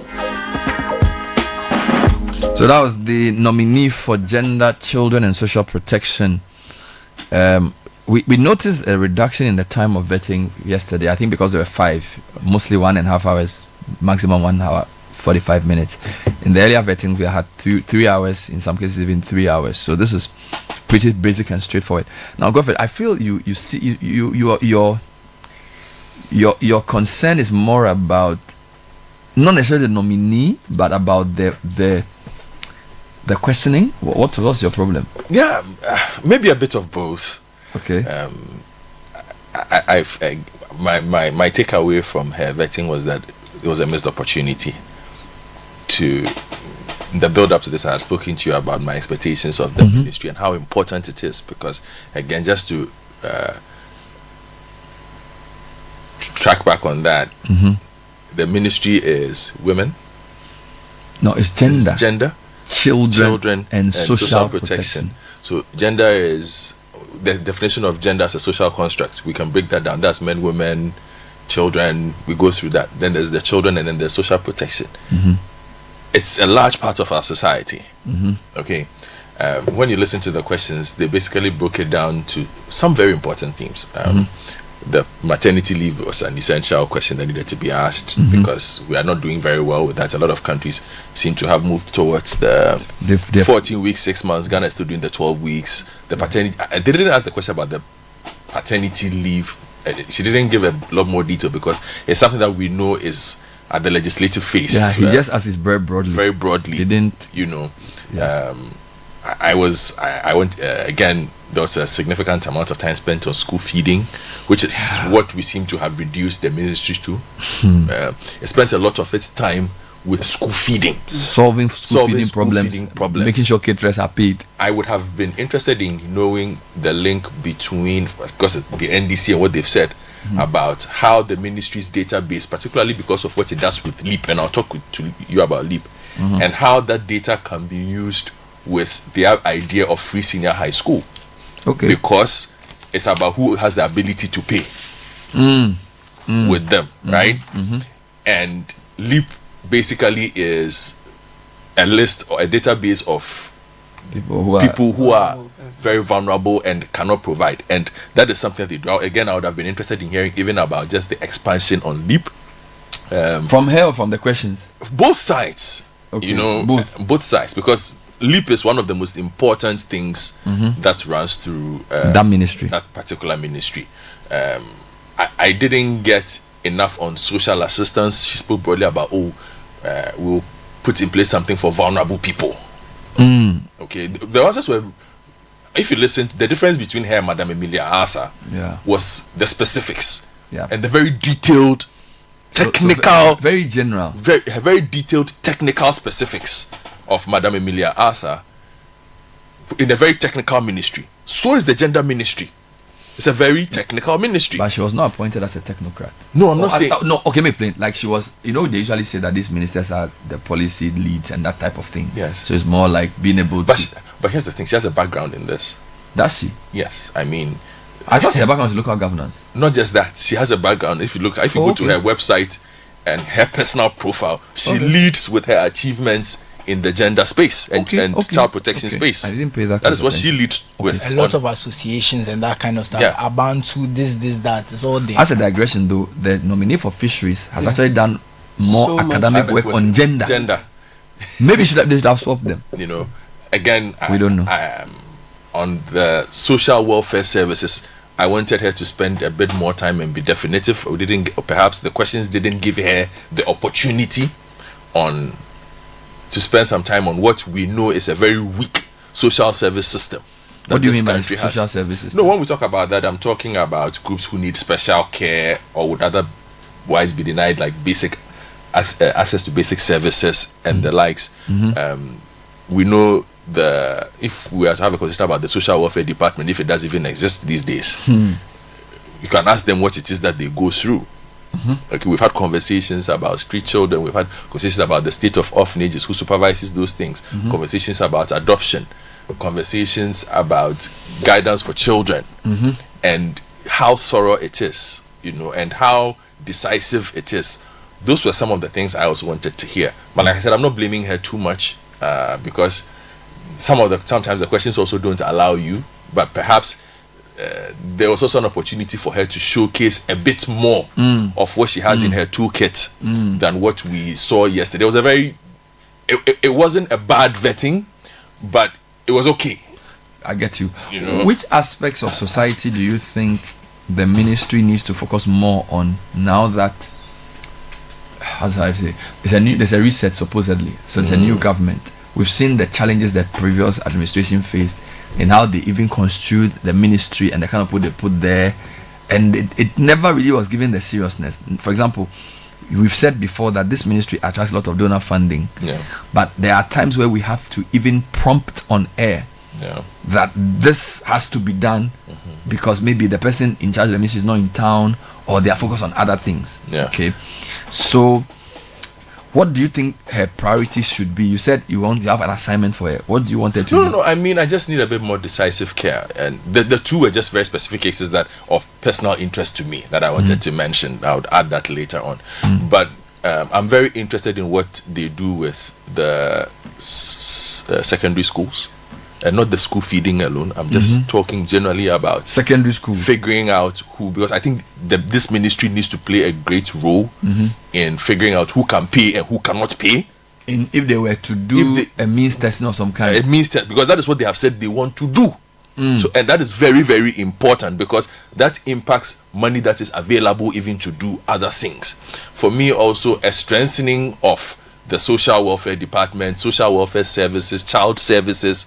We have too many children running around this country in the streets, butt naked. Let me be controversial here. There's a story on mainline news. Yes.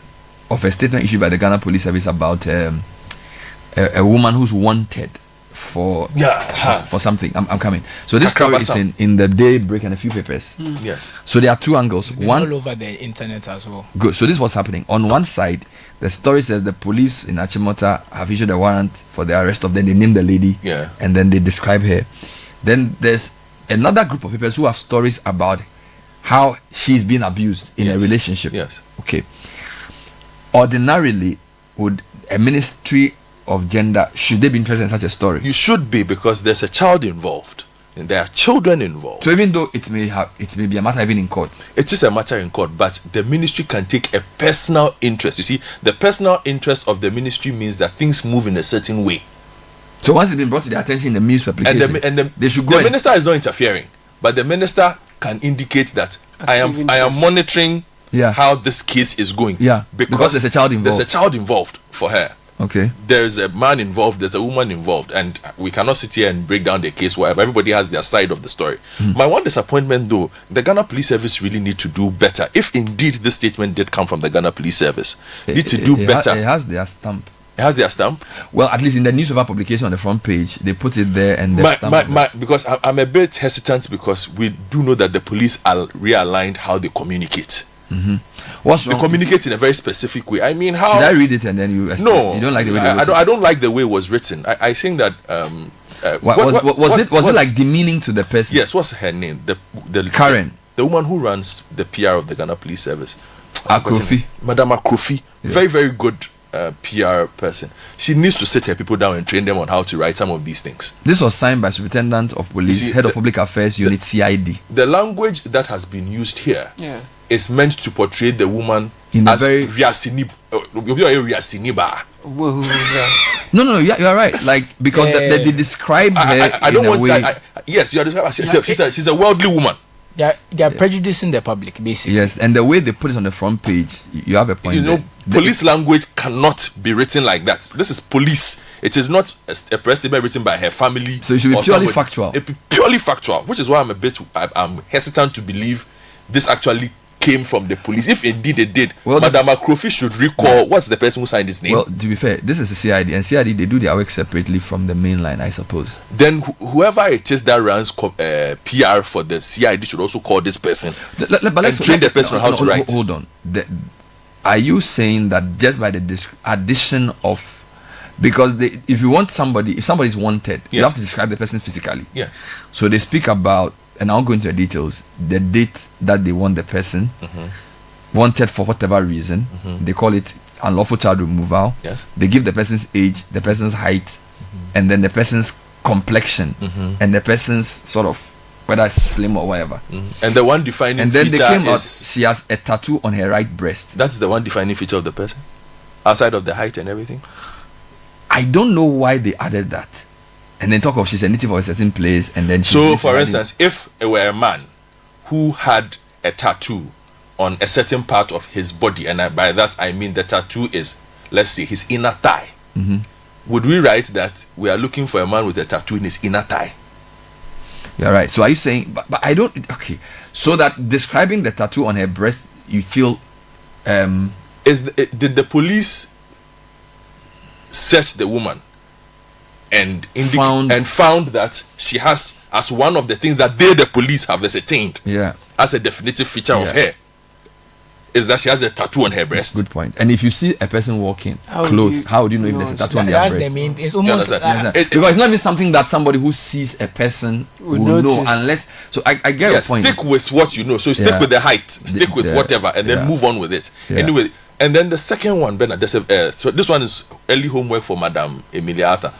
So you said sorry. Good morning. So you are saying she should take notice, ministerial notice. I think she should take this case. She should follow it closely. It's a very important case. Okay. Then the second one, which speaks to me about just the social welfare service. So there's a football academy where, and it's a very good. I know this football academy was Siano, and this is all over the news. And I'll link it to something. And why we need social protection to do well, because the absence of it has allowed other alternatives for the general public. Okay. To grow. Explain yourself. So we have this football academy that allegedly has its head coach sodomizing the kids in the academy. It's come out. The academy itself has issued a statement on this and have said that the coach has been suspended.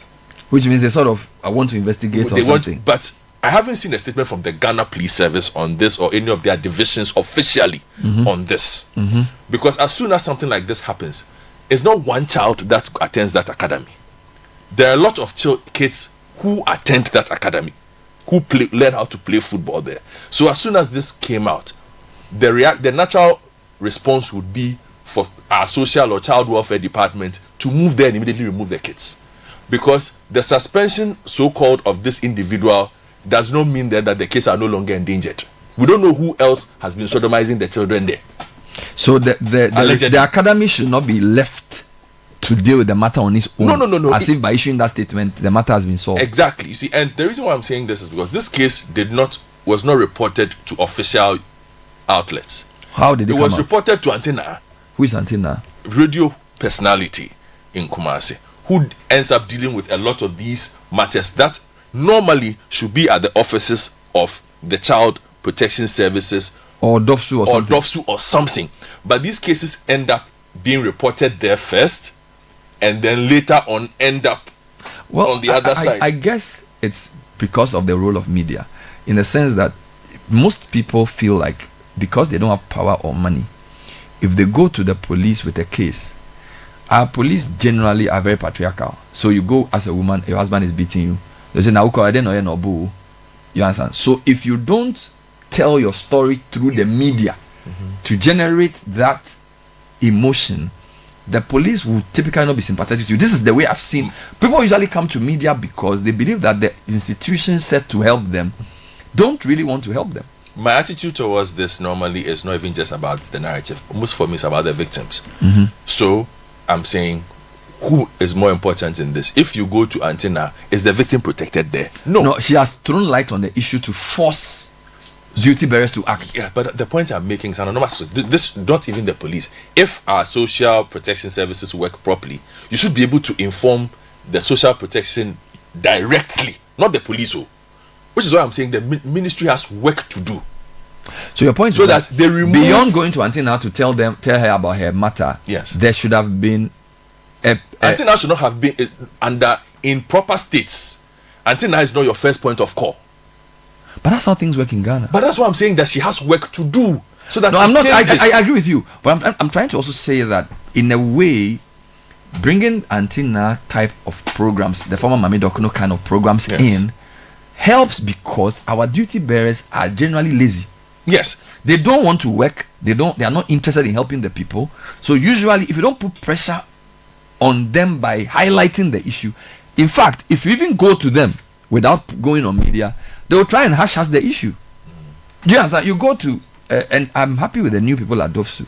They brought some highly trained people there because they have 10 years ago, when you go to DOFSU to go and say you have a case of a husband beating a wife, they will typically go and humble yourself. Do you get it? Or they'll call a counselor to talk to you and say, now, and then hey, good. Do you get it? So, and I'm not disagreeing with you. I'm trying to say that the antennas of this world play a crucial role in our governance. Because, so you see, other than that, we are making the same excuse for the rise of bus stop boys, for instance. Bus stop boys have risen to become a solution for the inefficiency of our sanitation officers. I hope you understand. Yeah, so because the only difference is that Antenna doesn't solve your problem. She throws light on it. No, for a lot of those people, basically it's a court. So they don't even want, but that's that's they will call the man, they will call the woman, they will solve the problem there. That's wrong. And it's big on YouTube. We should go beyond. So I get your point. I feel they will solve the problem there. So this is how I see it. If I'm a DOFSU or Ministry of Gender, I will have a team watching that show every day. Why? Because then you can know what to follow up on the basis that this is criminality going on, and irrespective of whatever solution she provides, this is a criminal matter. Yes. Okay. So you are right. The official state institutions should stop derelict their duty. Yes, and that's what I'm saying, that for Madam Namomo, these are two very important cases to start your tenure with. I'm not saying that is all you should be doing, but I'm saying take a personal interest. For the Football Academy one, I'm insisting and I'm pleading. Where is this academy? It's around the Samankasi area. And they have officially written to do what? Suspend the coach. Yeah, they say they have suspended the coach, but the academy still runs. I'm saying that Madam Namomo and her people should move her people there. An academy of boys? Yes, it's a football team. How old are these boys? Oh, from like 11, 10. And this boy who was sodomized was 12. If you see the videos, Ben, and it's bad, allegedly. You know. And do we know if the police has come into the matter? As at the time the found this, the woman said the police had not. The kid was at the hospital. So what are the if the police had come in, the academy's statement yesterday when it came out would have indicated that the coach had been arrested. They said the coach is available for investigation. So what is the police doing? Which is the and who is investigating the coach? Is it the academy themselves? You see, which is what I'm saying. And the numbers, even the Ghana Football Association, as soon as this came to the fore, they should have suspended the academy. Informed official authorities that we are, because you see, when you take a child, and this is for those who are involved in sports, you get parental consent from a parent. It has a list of things you're supposed to do. You are responsible for the child in a certain way. Now, as soon as you derelict that, the social welfare and its elements need to go over there and take over. That football academy should not be functioning this morning as we speak. You know what? Remove all the children from the care of the persons who were there. Talk to the kids. And you know what? You see, so Madam Namomo, that's for you. The president said during the swearing of the 6th, this is we don't do business as usual. And you see, sometimes people say these things and we just gloss over it. Most of our institutions are doing business as usual. Right? They go to work. Let's go and solve. Let's deal with the issues that are running issues. Look, even the language of the police and their approach to social protection has to change. We are in 2025, okay? And when the president says we don't want business as usual, it should also apply to proactivity of duty bearers. A lot of, people, and I keep going to police and their attitude to people who come and report to them. Even the way they receive you. You see, yesterday we were talking about police in London and how if you're a soldier in some parts of the world, if you are not on the front, you are a civilian in a space controlled by police. Our police must raise their game. Even the way they receive reports, the way they talk to people, the way they interact with victims, all right? How they protect the privacy of whistleblowers. Do you get it? Because a lot of people don't even have the courage to call the police to report anything. Because I have people who have like petty thievery and robbery happening in their communities, and they call the police. The police are they don't really care, and they will say, "Well, we don't have a car," and that type of thing. And I think there should be a basic empathetic training. Do you get it? A lot of people who are in the public-facing sectors of nursing, policing, and teaching, we have this poor Ghanaian attitude. It's like opening. Do you get it? And see, this is the thing. It's always a power issue. I am a journalist who is on air, and I dress and I drive a car. So usually when I go somewhere, they'll look at you. The first thing they do is they'll look at you. You see, and he's looking at you to assess whether you are worth his time. That's poor training. And then if I'm not speaking, and this is what they do, they provide you. Oh, this is one of the book long types. Let me let him pass. This one. Do you get it? Look, I think that, you see, a lot of institutions in Ghana now, we've come to a society where PR is the thing.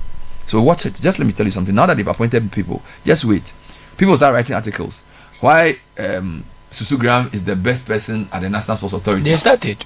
So instead of writing to say, look, this is the task ahead. Priorities and cheap PR. So in Ghana, who is doing well? Oh, the media writes good stories about him. He's doing well. Okay. Now that's not thorough. We as a society, we are too. I want a word to. We are too shallow. You get it? That we are not, and so now the leaders too are looking at that, and now they are working on their PR. So they've appointed a new sports minister. The one at work. Why Kofi Adams is the best instant sliced bread for the job? They will write it. We former students of this, we've written. Then we begin to do praise singing. Whereas there's a lot of work that needs to be done. Most of which doesn't even have to come on air as PR. You get it? So a lot of these guys who have been given this job as like a head of institution like Ministry of Gender, please don't listen to praise singers.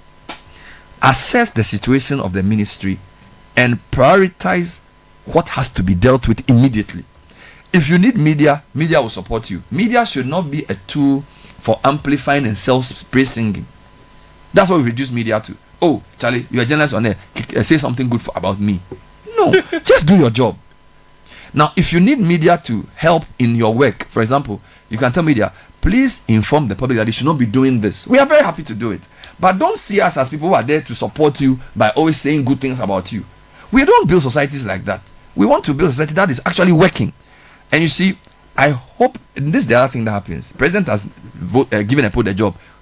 No business as usual. This is what people start doing. People start, as soon as you leave the president's vetting, people are waiting for you in your office to try and reset your agenda. Which is why I say leadership, right? If you are not clear in your mind what your job is, and you are just happy to be given a job, which I keep saying, all this clamor for give me an appointment. I will always say that, at least in my line of work, most people who can do the work don't actually want the work. That's true. Most people who I need to help me do my work, I have to sometimes go around and get, because most people who want the work, they just want the show.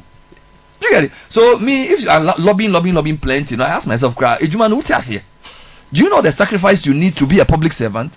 Most people are lobbying because they don't even understand the price. Because you see, you don't understand the servants part. Those who actually know what the job entails, they don't want it. Or when they get it, they are very sober because they are like, this thing is a very big responsibility. You get it? But here we are. I mean, look at what the president said when he won. He says, Charlie, this mandate I have is serious. You heard him talk about the size of his victory, and he's like, Charlie, the expectation of Ghanaians is high. Which means he actually understands what the job entails. Now, the question is, the police are appointing. A lot of those who are lobbying, do they actually know what it means to be a public servant?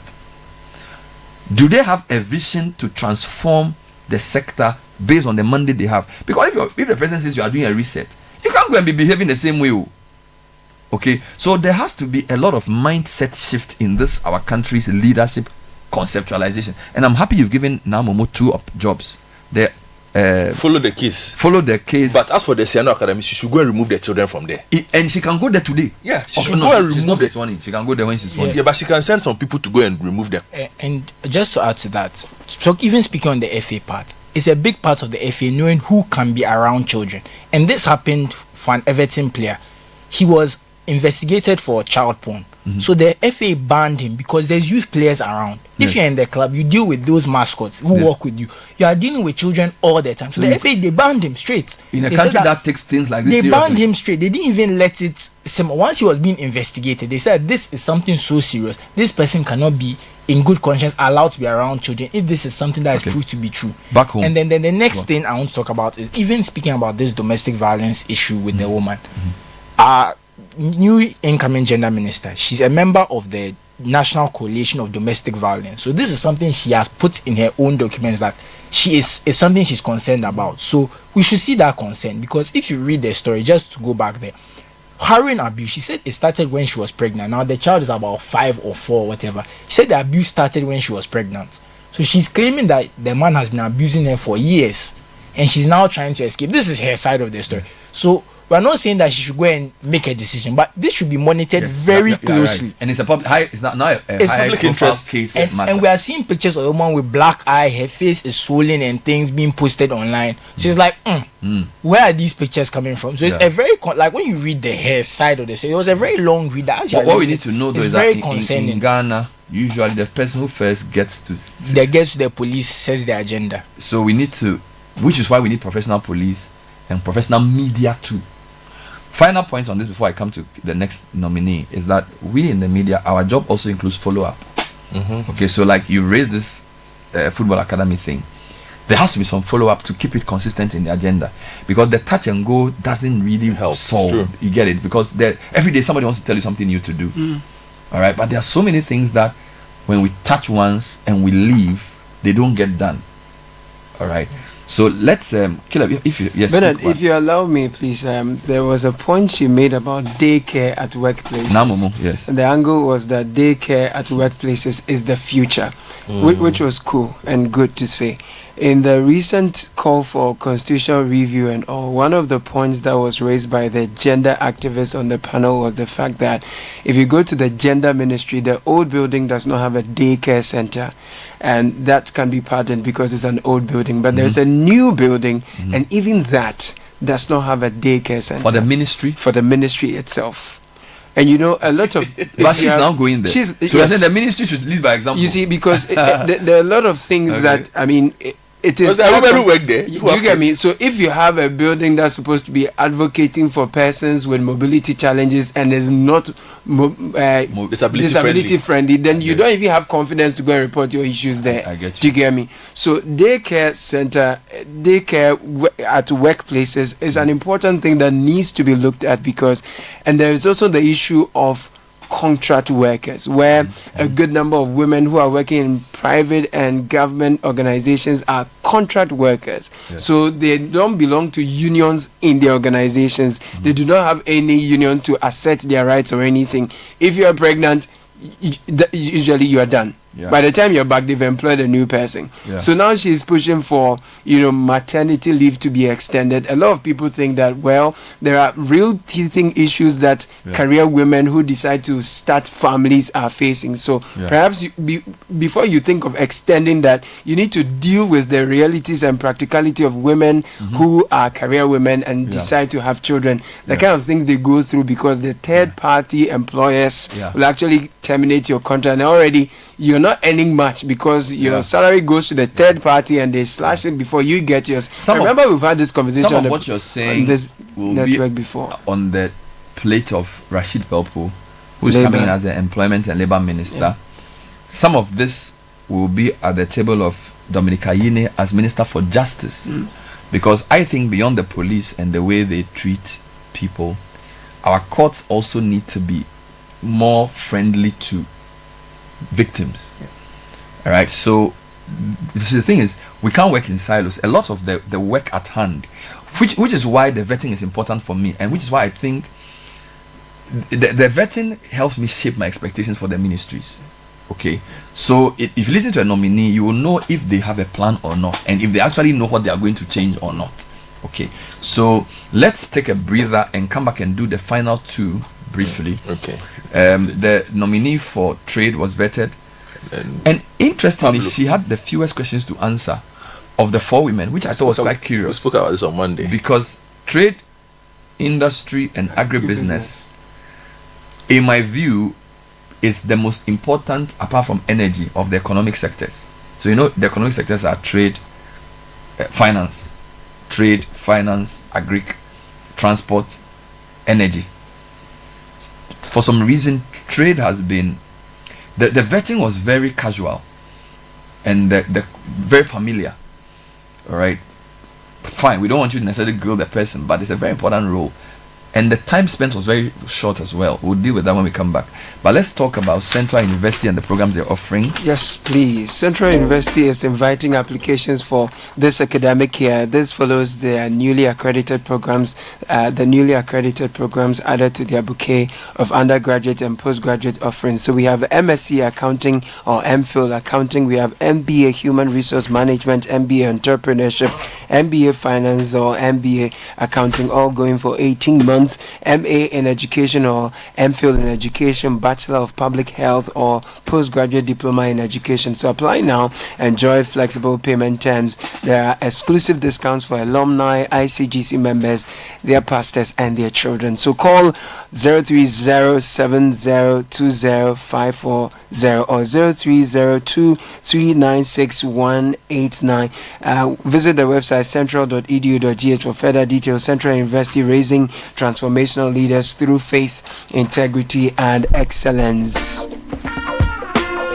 Happy New Year from Ministerial Bank. We've got exciting news to start your year right. Our Achimota branch has moved to a bigger and more convenient location. Same friendly faces, same amazing service, but better banking experience. You can locate our Achimota branch at 29 J. Kufu Avenue, Achimota, near Neoplan. GPS is G3732872. You can also call us on our 24-hour contact center. That's 0307 086 000 or call toll free 0800 100 790. Omni Basic at your service.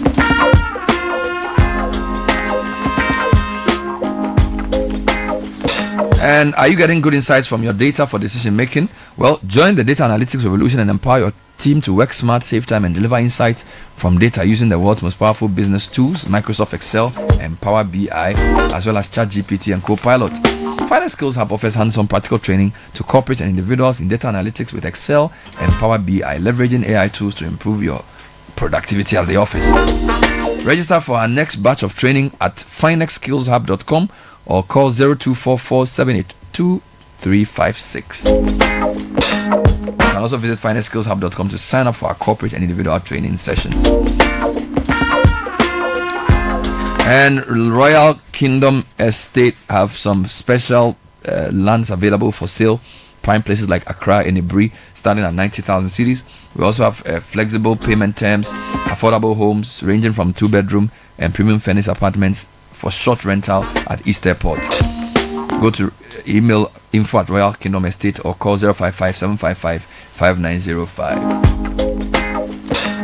But a friend was drawing my attention to the fact that if you buy one big size pizza, that's more than a cement bag in Ghana. Are you sure? Yes.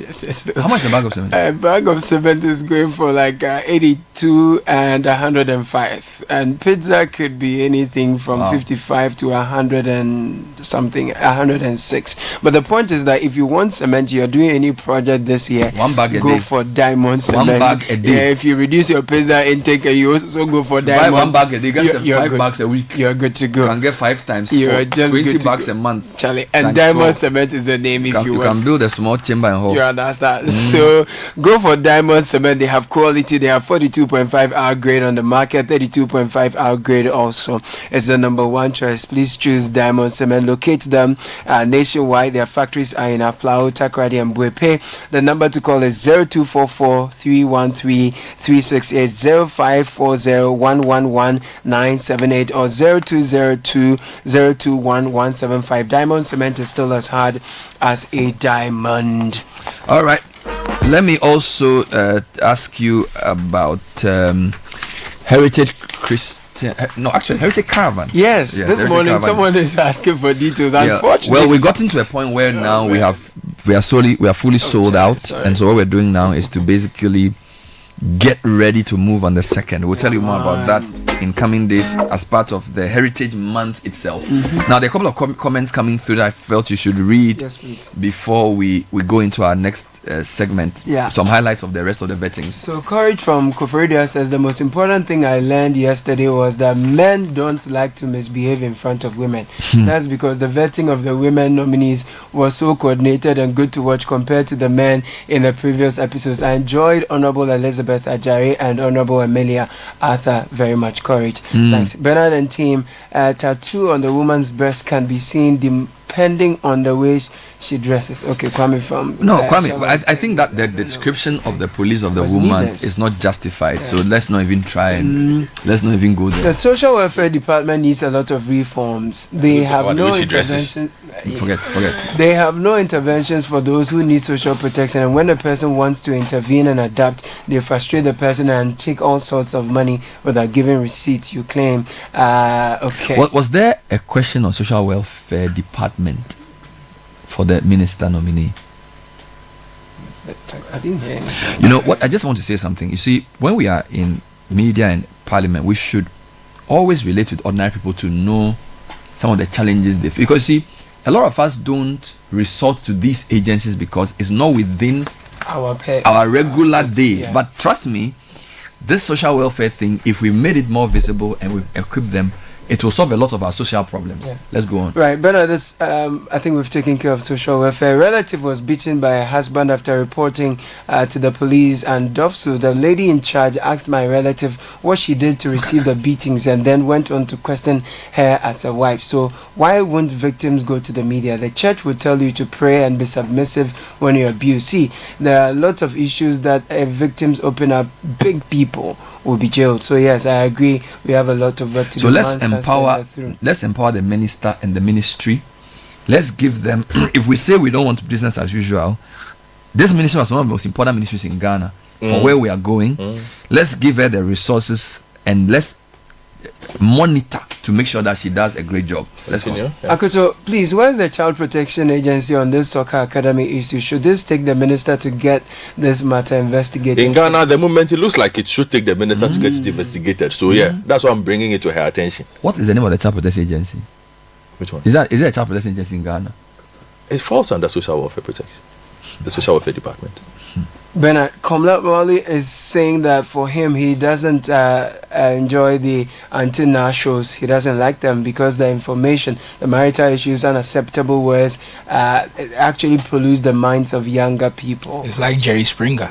It's similar to so it's reality. It's those type of things, because the things at the end of the day, it's still entertainment in a way, and it's a lot of people who are watching and enjoying people's dysfunction. I get it. So it's a weird combination of social solutioning, but also for matters gratuitous enjoyment of people. Half the work that the child protection people should be doing, social welfare people should be doing, is done. And it's been done in those studios. It's turned into theater. It's done in those studios. But I think that's the point. Is that the best? And I think based on what he's saying, I take back some of the things I said earlier. I think your point is that it shouldn't be there. No. You cannot take somebody's personal life and make it theater. Because to make something nice to watch means that there are many things you consider. But to actually solve a problem, you need to do some things behind the scenes. And just going back to Jerry Springer a bit, they did documentaries on him and how some of the producers used to feed the people they brought on the show. They used to give them alcohol before. So that they'll be on edge, so that they'll say things. Those type of things. They used to kind of exploit the people, knowing that there are people, they have these problems, to kind of. It cannot be the solution. It's not something we should encourage. Though you can argue the points that because things don't work, that's why it ends up there. But we should make things work so people don't end up there. People don't feel like Antina is going to solve my issues. I get you. See? I was supporting it in the sense of it bringing to light an issue so that duty bearers can follow up. But I get the point that the way they treat the matter may actually worsen the situation. I do agree with you in the sense that if you have people who don't want to do their job, when it's in the public like that, they will be embarrassed into doing their job. True. In the short term, it solves a problem. And in the long to medium term, we shouldn't have this.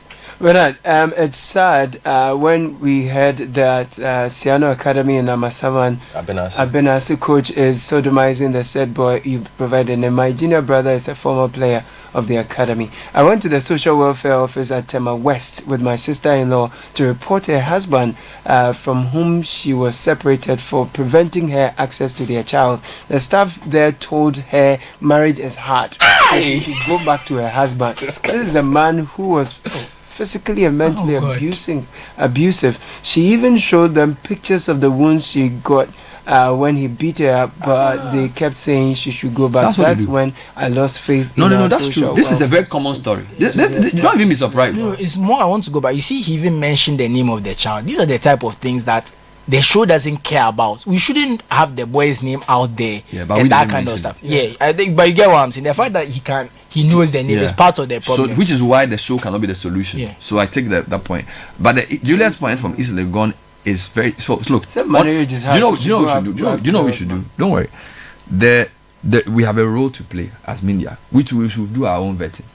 When they come, let's interview them and interview them well. You see, because the way I see the vetting committee, I can say some of what they do is well intended, but some of it is also self-interested. Yeah. So, Charlie, your father was my friend in school. It's good that you are here. We pray you do well. I mean, I like the fact that you want them to do well, but you see, people have put you in a position to assess a person, to let us know whether they are suitable for the job, and to also give us a sense of what they want to do. there's too much familiarity, and it makes the whole thing look like some. Yeah, and Bernard, there's this consistent question that cuts across, coming from the minority leader to all of them. Where do you live? I see you at Cantonment. Is it wrong for someone to buy a land? Basically, trying to make a case. Equalizing. But it's politics too. So excellent, man. It's politics. But I'm saying though that the vetting, they have relationships with each other. Yes. Okay, but you have to be seen to do a professional job. So we are just saying to them, They will not solve all the problems in the world. That's why we are also here. So when you get a minister, you to do a thorough job and ask them the right questions. So you can point them to some of the things that they may not have seen. Okay, a society, we will not be needed if they did everything perfectly. Okay. Okay, so I'm not cutting them slack, but just saying there's a lot of work to be done. You will interact with these people in your assignments. They will send you to go cover a program on gender, whatever. Put the mic in the minister's face, raise the issue, get an answer, invite them to the studio, do a phone-in segment. Let's use all the tools we have to get the system to work better for everybody.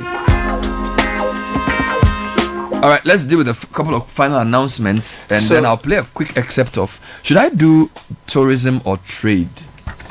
Where's my voice clip? Trade.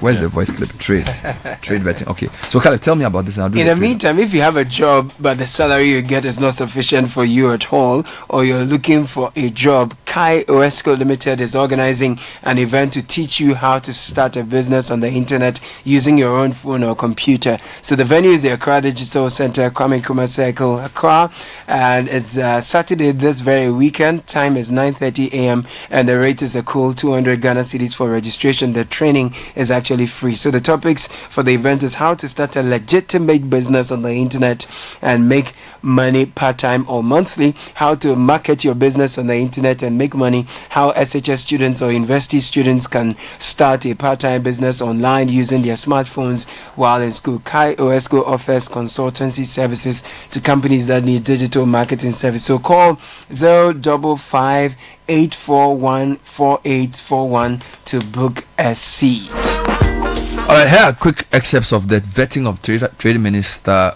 Mrs. Elizabeth Ejari.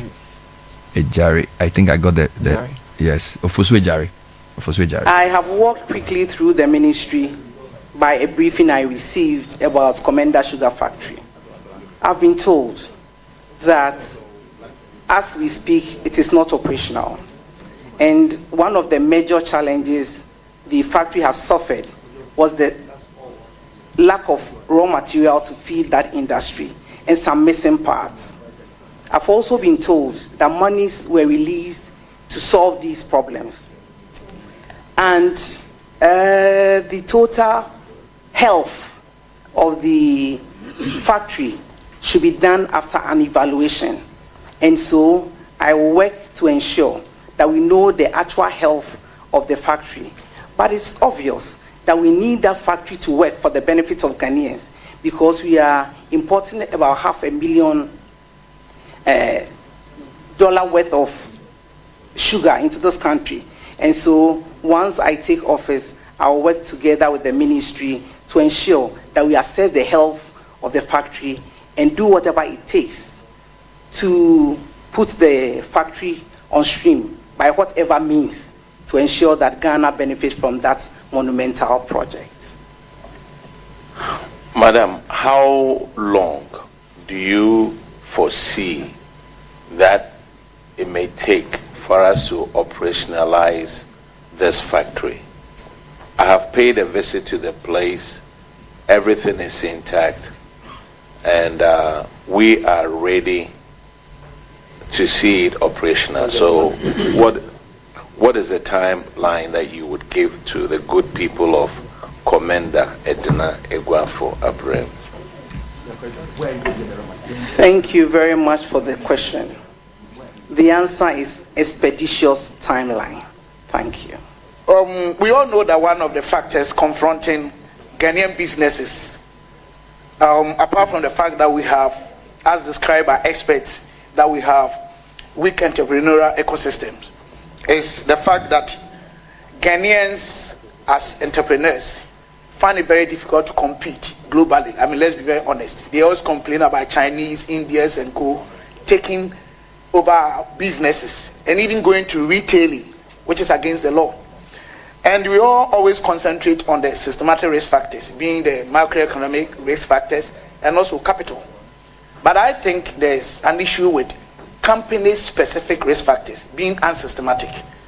What is this factor? What does it entail? And what will you do when we are talking about companies or entrepreneurs-specific risk factors in this country, apart from capital that they need? Thank you very much. Thank you, Honorable Chair, for that question. Some of the company risk factors go to capacity. Most of them lack capacity. And so when I'm giving the nod, I will ensure that we build their capacity in this area, and this will go a long way. Even though you have mentioned access to finance, we know that this is very key.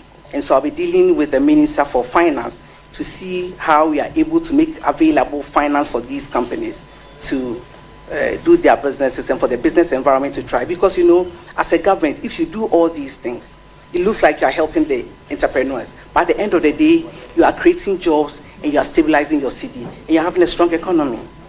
So I think that this should be dealt with. Thank you. So, Mrs. Elizabeth Ofusue-Jare, going through vetting.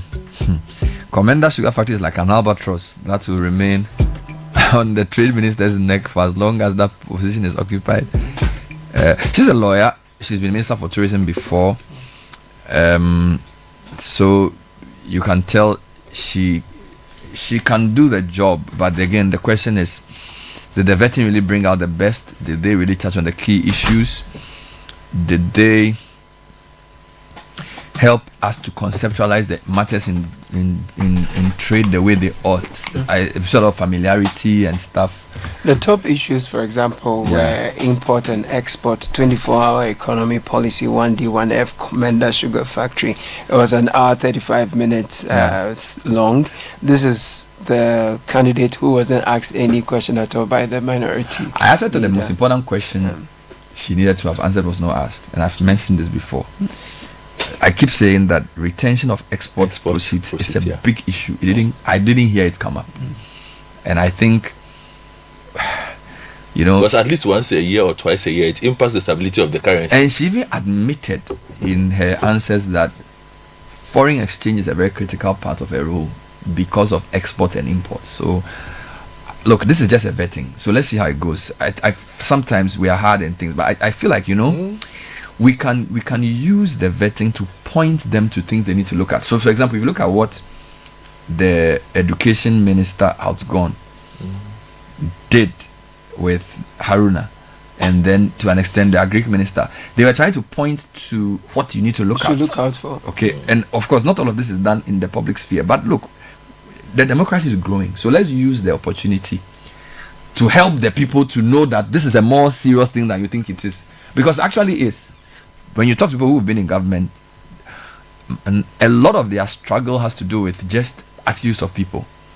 You are working with people who are just not willing to pull along, you know. So the work is tough already, but we should let them know that it's not business as usual and that the country really needs to do well. Look, everybody's talking about how great our democracy looks from the outside, all right, and that's great, but we need to push to use that to then bring the development that will then justify the system we are running. Okay, and I think the question for this generation of leaders is, how do you translate all the freedoms we have, all the opportunity we have, into measurable economic, socio-economic improvement for people, whether it's social welfare, whether it's jobs they get, whether it's just the environment they work in, cleaner air to breathe. You get a better quality of education. Essentially, we must translate the system of governance into better life for people. That's what our leaders have to champion. And they can't do that if they keep doing things the same way and keep repeating the same lines, the same hackneyed things. You get it? Because there are so many simple things we say which we haven't really thought through deeply. All right. So sometimes we need to use these opportunities to push that. Having said that, generally the four women were very impressive. I don't have time to play Jifa Blagomashi, but you know, somebody will say that for a woman to get to that level, she probably has to be better than most men to even qualify to be there, which is why a lot of them did good. So we hope they get given the chance to perform, because sometimes the problem is that we don't appoint the right women and then we turn around and say the women are not good enough. Yeah. Okay. But my fellow Vandals vetting, Pablo. I left with more questions than answers, but that's for another day. Okay. Yeah. My producer is telling me to move to my next issue. All right, so I will take a short break, and I'm going to talk to a very interesting person. Dr. Ayoko Kosa is a computer science and information systems something. We are here to talk about AI reshaping industries, tech innovation, African education, and all those things, robotics and things. Charlie, we are going to talk about all those things. And then, of course, we'll play Effective Living series for you as well. Stay with us. This is the Citi Breakfast Show, the city's biggest conversation. Central University, Ghana's premier private university, invites applications for admissions for the 2024-2025 academic year. Apply now to enjoy our flexible payment terms. We also have exclusive discounts for all alumni, ICGC members, ICGC pastors, and their children. Call us on 0307-020-540 or visit www.central.edu.gh for further details. Central University, raising transformational leaders through faith, integrity, and excellence. This new year, let your journey be worry-free. Renew or buy a brand new motor insurance policy with Provident Insurance from January to March 2025 and enjoy exciting rewards such as fuel coupons and exclusive Provident souvenirs. Need assistance? Chat with Obaya, our friendly WhatsApp assistant on 024-242-6396. She will sort you out, babia, anywhere, anytime, or visit any of our branches, agents, or brokers today. Provident Insurance, your reliable partner for 43 years, keeping you covered every mile of the way. Don't miss out on this special offer. Terms and conditions apply. With Provident, man, you're covered. Provident, man, you're covered. First impressions matter. Make yours unforgettable with the irresistible scent of Princess Body Mist and Roll-On. Designed for every lady who wants to leave a lasting impression wherever she goes. And for our gentlemen, there is Style Up Perfume and Roll-On. Elevate your presence with a confident, masculine fragrance that keeps you dry and fresh all day. Because your fragrance should speak before you do, use Princess Body Mist and Roll-On and Style Up Perfume and Roll-On. Your daily essentials for smelling good from dawn till dusk. Princess and Style Up. Smell good and feel great together. The GC brand. It's all about you. This advert is FDA approved. Are you hoping to start university this January? If you want a British degree from a world-class university at a fraction of the cost, then join Lancaster University Ghana in Accra. With a diverse student community, vibrant campus life, and up to 50% scholarship to support your study, Lancaster University Ghana provides you with a world-class education that creates endless possibilities globally. Don't miss this once-in-a-lifetime opportunity. Apply to join Lancaster University Ghana, where learners become leaders. Admissions are currently open for our January 2025 intake. Apply now for our foundation program. For more information, contact us at +233 030 221 8989 or send an email to admissions@lancaster.edu.gh. Lancaster University Ghana, the only British university campus in West Africa. Join the conversation on the Citi Breakfast Show on Facebook at facebook.com/Citi97.3, Twitter at twitter.com/Citi973, and Instagram at instagram.com/Citi973 with the hashtag CitiCBS. The Citi Breakfast Show. Rise above the noise.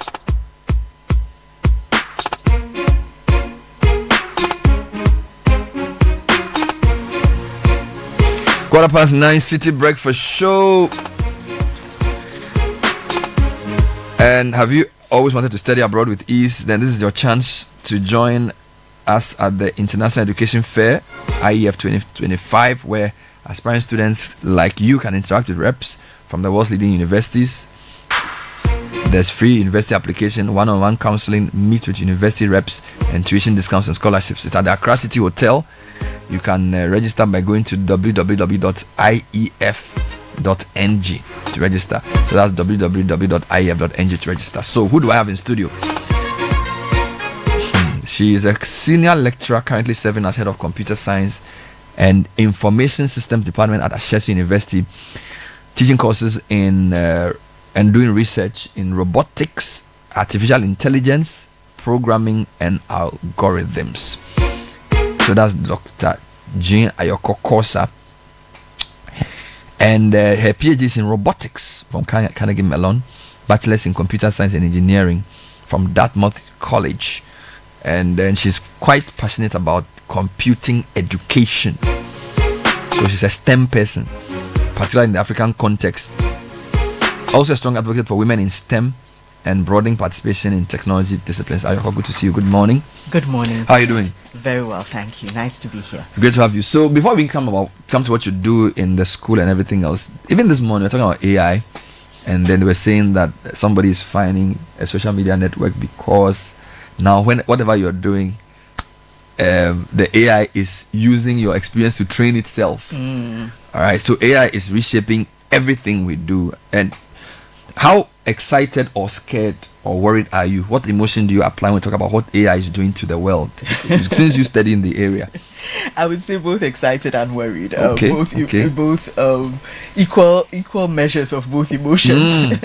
I'm very excited because AI is really enabling new approaches to problems that seemed to be intractable. I mean, if you use, for example, things like Google Translate, right, you realize that the performance has really improved over the past year or two, right? And there are many other, language translation.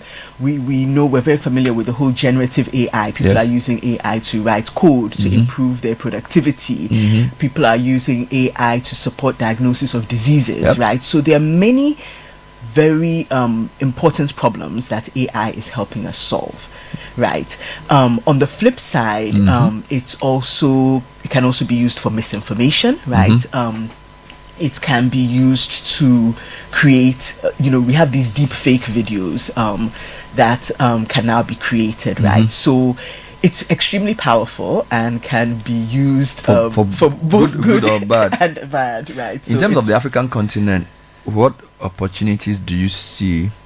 And I ask this from the perspective of things like leapfrogging development, where they said, for example, because we didn't have legacy systems in mobile telephony, in regular telephony, it was much easier to do mobile banking, right? So in Ghana, a lot of people can do stuff that they can't even do in the US on their phone. Yes. So for the African continent, is AI like that? It could be, right? So one of the things we should I say struggle with in Africa is small percentage of certain professionals that we need for it, compared to the population. So a certain number of teachers per population, a certain number of doctors per population, etc. AI has the opportunity to magnify the impact of the professionals that we do have. Right? So for example, when we're talking about things like being able to diagnose or get an indication of certain illnesses in places where you don't have the experts, so that such individuals could then be referred to centers like Kolibu, right? So there are tools that, for example, you taking a picture of a skin lesion can, with some degree of accuracy, say, how likely is it to be cancerous, for example. So imagine if you had an individual in a remote area where there are no dermatologists immediately available. You could use things like that for triage to know who needs to be then referred to the specialist, right? So there are many examples where we can use AI to really expand and multiply the impact of the few professionals that we do have. So I think those are some examples of perhaps, as you would describe it, as leapfrogging. There's a lot of opportunity for AI to be used in like personalized tutoring systems. For example, even at the university, students are using AI in a variety of ways, some of which are very good, some of which are worrying, right? But being able to, for example, ask questions and get explanations that are more personal than you may get from the lecturer, for example. One student was sharing how they sometimes use AI to generate analogies. So they ask, some engineering concepts that they have trouble understanding. They ask the generative AI to, can you give me an analogy for this concept? And it creates very interesting analogies that the lecturer themselves might not have even thought of. So I think there are some interesting possibilities, right? Our lives have changed. Technology has changed our lives. Generally, we credit companies or large companies for, and I mean like these technology companies for the innovation that leads to this. But I'm told that a lot of this work actually happens in collaboration with learning institutions, universities, because there's a lot of research that happens at the back end of some of these things. So talk to me a bit about that, because it seems as if, well, the big companies will always take the credit for the technology that changes our lives, but a lot of times it's institutions like yours and others who keep doing the background work that leads to the innovation eventually. So just talk to me about the nexus between the two. I mean, I would say there are a couple of things. First of all, you have research that happens in universities and other research institutions that then gets incorporated into, for example, startup companies, right? A lot of the big tech companies that we know of began as an idea in a university that then got created into a startup. But then beyond that, you also have the talent, right? Who are the talent at these institutions that are creating these innovations, and where was that talent trained, right? And that's a very important, role that universities play. You may have maybe one startup a year coming out of a particular institution, but you have hundreds of graduates who are actually entering into these companies and driving the innovation that's happening within them. And of course, the African tech hubs that are also producing some really good innovation. How do you see the ecosystem changing in the next few years, right? Because I think in the past decade in Ghana, we've seen some accelerators, some hubs come up with one or two things. I don't see how systemized they've become though. So how do you see the space, and what role do you think places like Ashesi can have in the evolution of these tech innovation hubs? I mean, I think when you talk about these innovation hubs, there are multiple should I say factors that go into their success, including policy and the ecosystem in the country for allowing businesses to thrive, etc. But I think I'm more qualified to speak on the question of talent. Right. So maybe I'll limit my answer to that scope. That scope. No problem. And I think that the key thing is that we, as the talent that is really entering into and feeding these innovation hubs, should I say, changes and evolves, then we'll be seeing more and more interesting innovations coming out of them. And when I talk about talent, like one thing I really like to emphasize is that we really need to pay attention to helping young people develop the capacity to really shape and create these technologies, not just to be users, right? Because when we are users, you're kind of limited by the tools that you have available, the tools that other people have created, and you can do amazing things with those tools. But imagine you actually understand the underlying technology and understand the underlying scientific principles, right? Then how much more creative and how much more impactful can you be in actually reshaping technologies? And I think that is a key area. You're seeing more and more talent being developed in Africa. And in a variety of contexts. You talk about talent a lot in training. So what are you doing to train the next generation of these people who will be changing the way we live in a positive way? So I hear you have a 2-year program. What's the name of the program? What does it try to do? How different is it from other programs? Just talk about that. So Ashesi is launching a new master's program, a master's in intelligence computing systems, starting this August 2025.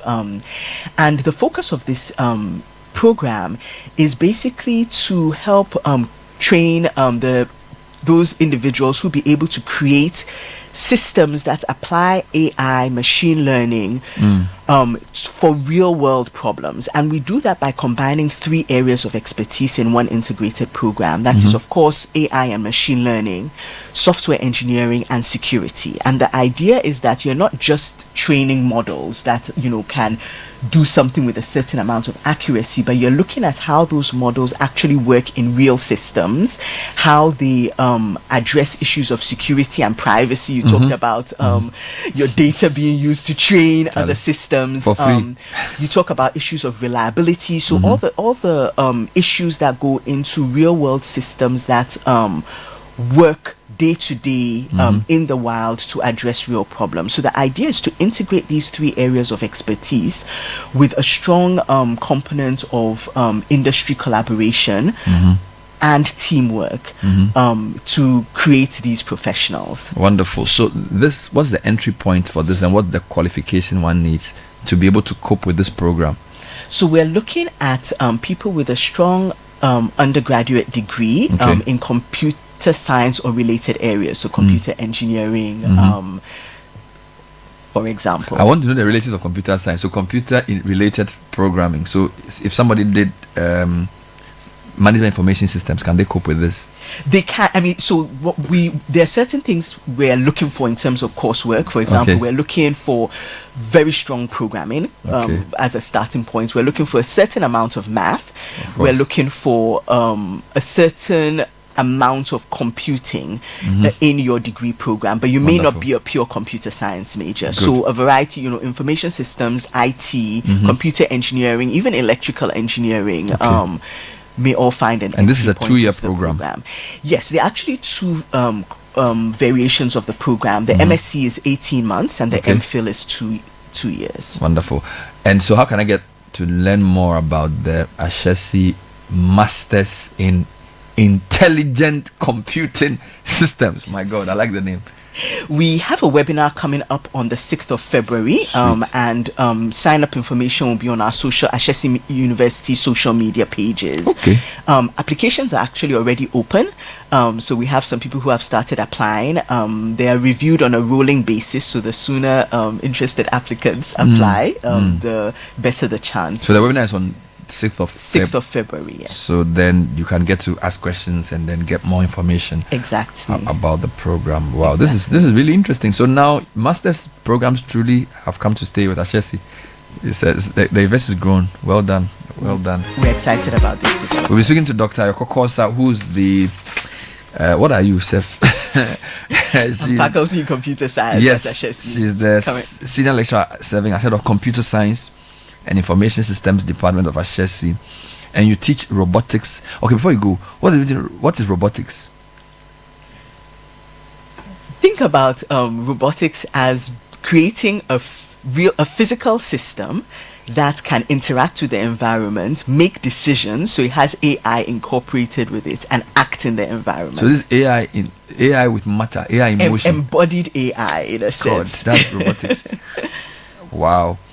That is really the future. So you did your PhD in robotics? Yes, I did. So you can build a robot to be my co-host? We can attempt to build a robot to be your co-host. The truth of the matter is that there's still a lot of learning that needs to happen to create real systems that work. But that's the future, right? Because we know a lot of big companies now, robots help to make them more efficient in what they build. Yes. So, and of course, human beings always have a role. So the human being will not be left out of the process. Definitely their not. jobs will just change. That's true. But they will still have something to do. Maybe we should come and talk more about that one day, because a lot of people are afraid of what robots will do to them. They'll take up. I've watched movies that robots took over the world. Yeah, they are those movies. Those science fi movies, I don't know whether they are grounded in reality or whatever, but they sometimes are quite scary, and some are quite surreal in how accurately they predict the future. But that's a different conversation. But one thing I'll mention is that it's also about culture. I understand that in Japan, a lot of the robot movies, robots are actually saving the world, not destroying the world. Yeah, it depends on how they. Yeah, right. So it's all about your perspective. We shouldn't frame robots as bad guys. They are helping us to fight the aliens. Dr. Yokokosa from Ashesi, and you need to go on that webinar on the 6th of February. Is there an address you gave? You can find more information on our website, ashesi.edu.gh, as well as all our social media channels. Wonderful. Instagram, X, etc. Wonderful. We'll be back with the Effective Living series. Today is Thursday. Stay with us. This is the Citi Breakfast Show, the city's biggest conversation. The Heritage Caravan 2025 is officially sold out. Thank you for your patronage. Now get ready for an unforgettable adventure with the Heritage Caravan 2025. We will experience a cultural revelation as we travel through 14 unique regions, each offering a deep dive into the nation's history, traditions, and natural beauty. An opportunity to see Ghana in a more beautiful, and the people, the connection, incredible. From Sunday the 2nd of March to Sunday the 9th of March 2025. Pack your bags and let's set off on the road trip of a lifetime with an unmatched opportunity to explore landmarks, taste authentic Ghanaian cuisine, experience the art, to network and to connect with the people who make Ghana truly special. This is more than a tour. It's a chance to experience the soul of Ghana, to witness its growth and to create lasting memories. The places we visited,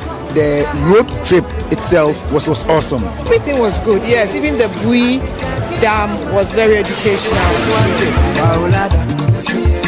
Follow all Channel 1 TV and 97.3 Citi FM social media handles for updates with the hashtag Heritage Caravan 2025.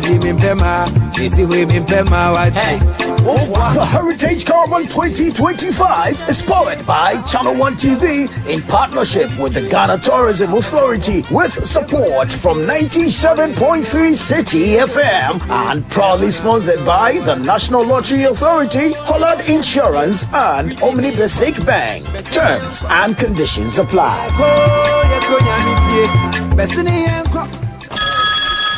Hi, Aku. I just got the estimate for the home repairs. It's more than we expected. I'm really stressed about where to find the money. Why worry, Musa? You are a salaried worker. Haven't you heard about the GCB personal loan promo? They can give you up to 700,000 Ghana cedis in less than 24 hours at a significantly reduced interest rate and fees. Really? This sounds exciting, but is it easy to apply? Super easy. Skip the stress. Get the cash with the GCB personal loan promo with a 1-month repayment holiday. Just visit a GCB bank branch near you or call 0302-634-922. Toll free 0800-422-422. No hassle, no stress. Wow, I just got a notification. The loan is already in my account. That was fast. Skip the stress and get the cash you need with GCB personal loan. Visit a branch near you today. Terms and conditions apply. GCB Bank, your bank for life. Are you looking for an institution of higher learning to unlock your potentials? Look no further than Valley View University, Ghana's premier chartered private university. Valley View University offers undergraduate and postgraduate degree programs in the following areas: business administration, education, computer science, agriculture science, business, information technology, nursing, midwifery and mental health, and development studies. Join a community that shapes character and provides excellent education. Apply now by visiting www.admissions.vvu.edu.gh for an enriching educational experience. For enquiries, kindly call 050-970-3052 or 030-7011-846. Valley View University, excellence, integrity, and service. When you hear that sound, it can only mean one thing. It's the sound of excitement, the sound of milky goodness. It's the unmistakable sound of rich, creamy deliciousness. The sound that lets you know that the original milky richness awaits. The milky richness you can find in every bite of Munchie Milk Shortcake. With its unique blend of milky richness and carefully selected ingredients, Munchie Shortcake is crafted from an original age-old recipe to delight your taste buds. If you're looking for pure satisfaction and the authentic taste of original milky richness, it's time to grab a pack of your favorite biscuits. Munchie Milk Shortcake today. This advert is FDA approved.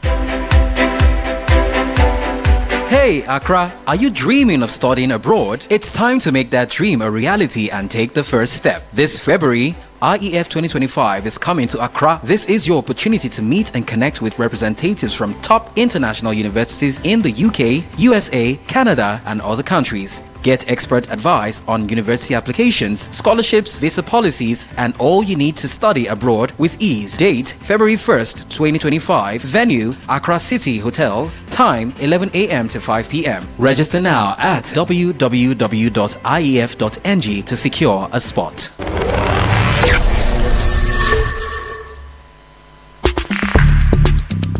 Join the conversation on the Citi Breakfast Show on Facebook at facebook.com/Citi97.3, Twitter at twitter.com/Citi973, and Instagram at instagram.com/Citi973 with the hashtag CitiCBS.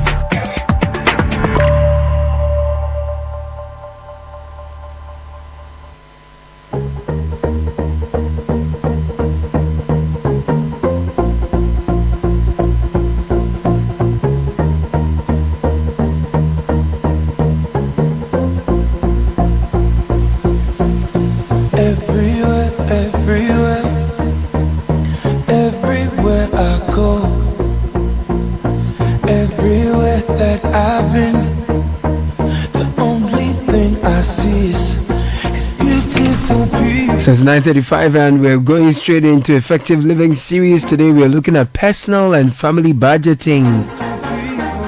Doris Ahiati, a financial consultant and executive coach, sits with Apioko Sayram Abe to talk personal and family budgeting. Enjoy.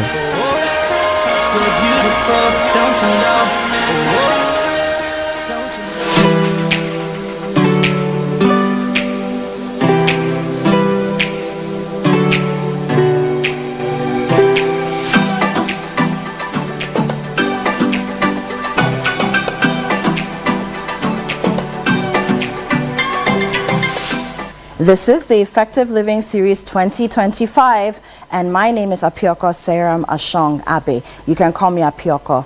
This year, we're talking about resetting your personal life, resetting your finances, and in week 3 of the Effective Living Series, we're talking about resetting your health. Now, today we're tackling something interesting. You may ask yourself, why? Why is this particular topic under the broader heading of resetting your health? We're talking about budgeting for yourself and for your family. So personal and family budgeting. Why is this under resetting your health? Well, I'm not the expert here, but I have an expert who is going to tell us why and should take us through a presentation, and then we'll have a conversation. My guest for today is Doris Agriahiati. She's a financial consultant and an executive coach. Let's listen to Doris and then we take it from there.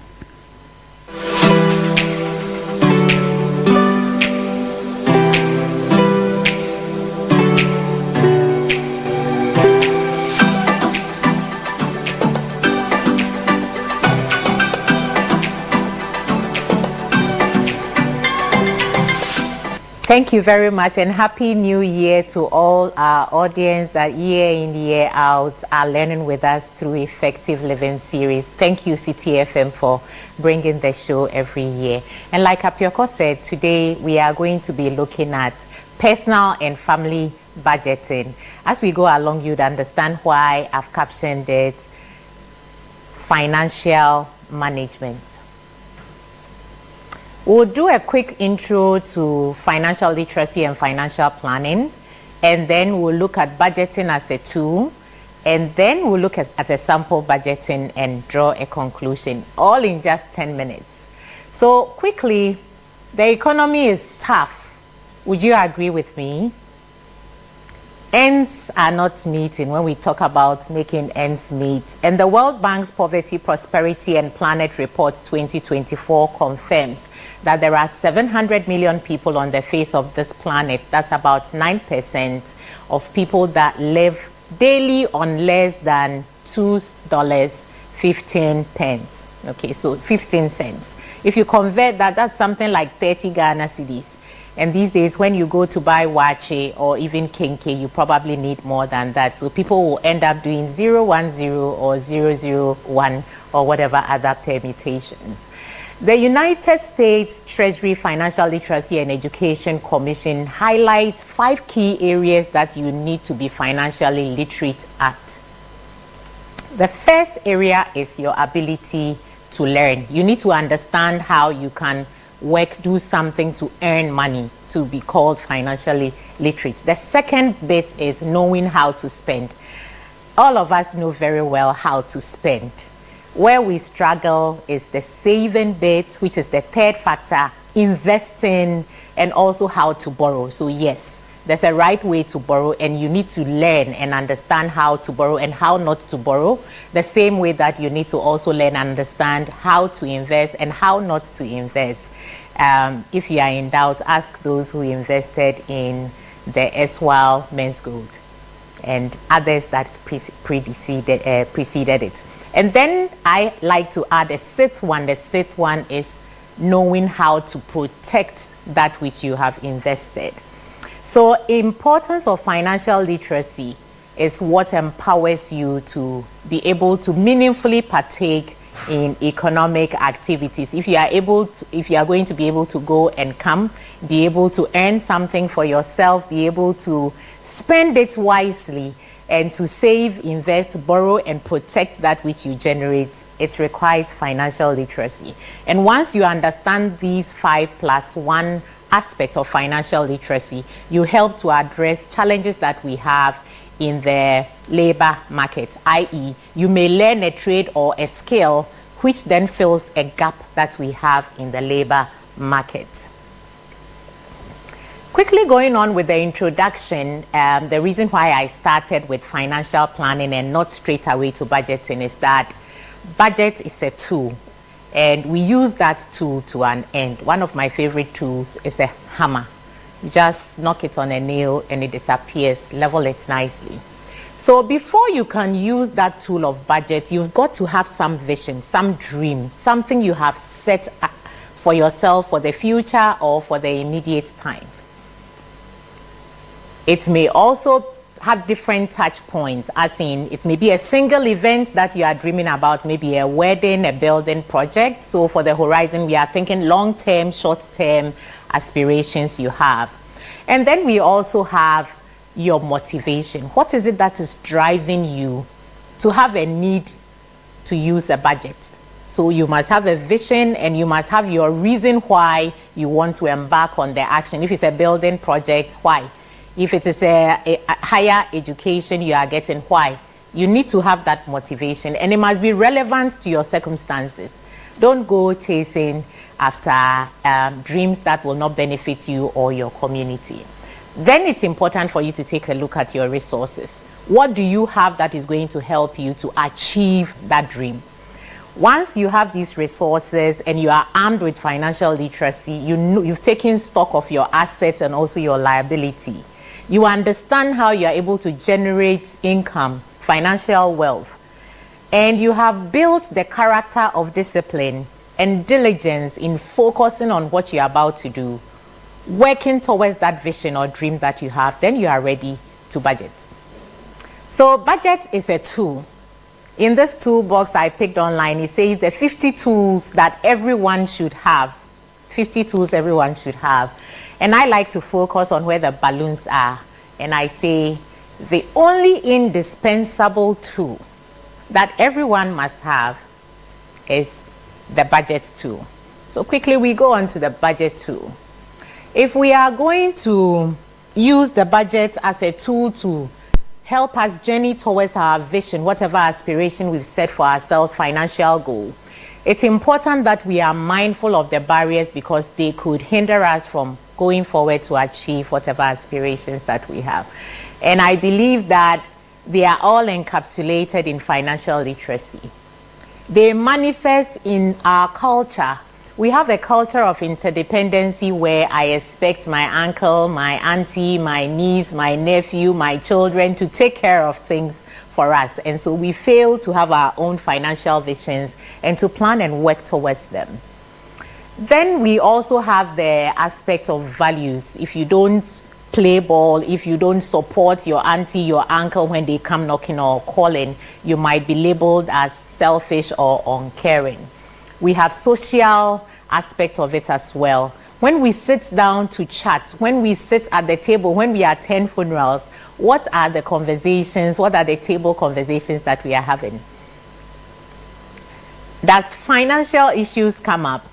And when they come up, how do we handle it? Do we share insights? Do we share new understanding we've gained about some financial assets, investment options, some risk and how to mitigate that risk? Or we just talk about people and what they are wearing and essentially gossip?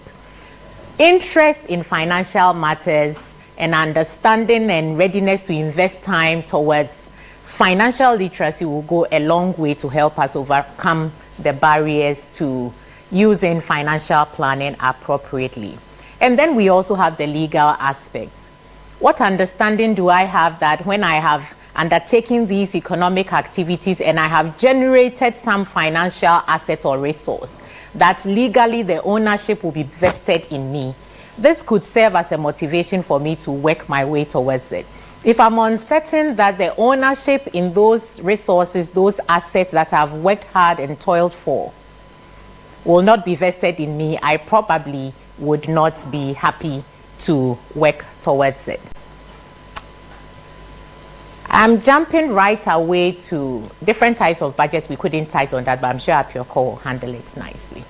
There are different ways to budget. We have the 60-20-20 rule by Scott, and we also have the 50-20-30 rules. I'm sure in the conversation we'll delve deeper.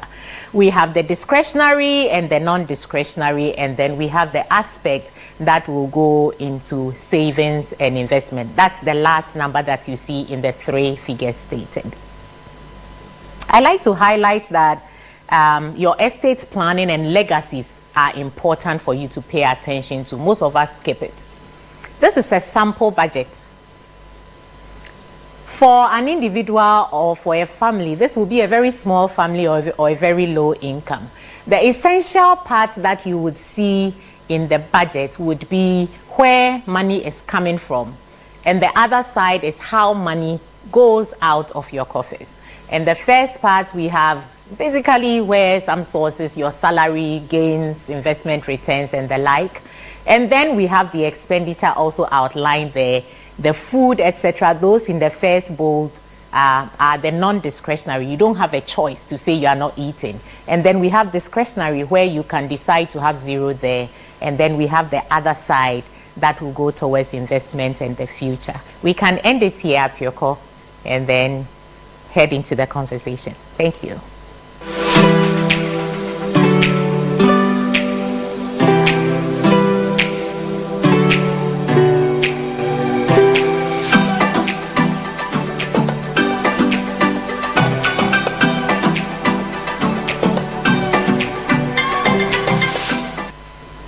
Now, if you're just joining us, this is the Effective Living series right here on Channel 1 TV and 97.3 Citi FM. My name is Apioko. My guest today is Doris Agriahiati. She's a financial consultant and an executive coach, and she just gave us a crash course on personal and family budgeting.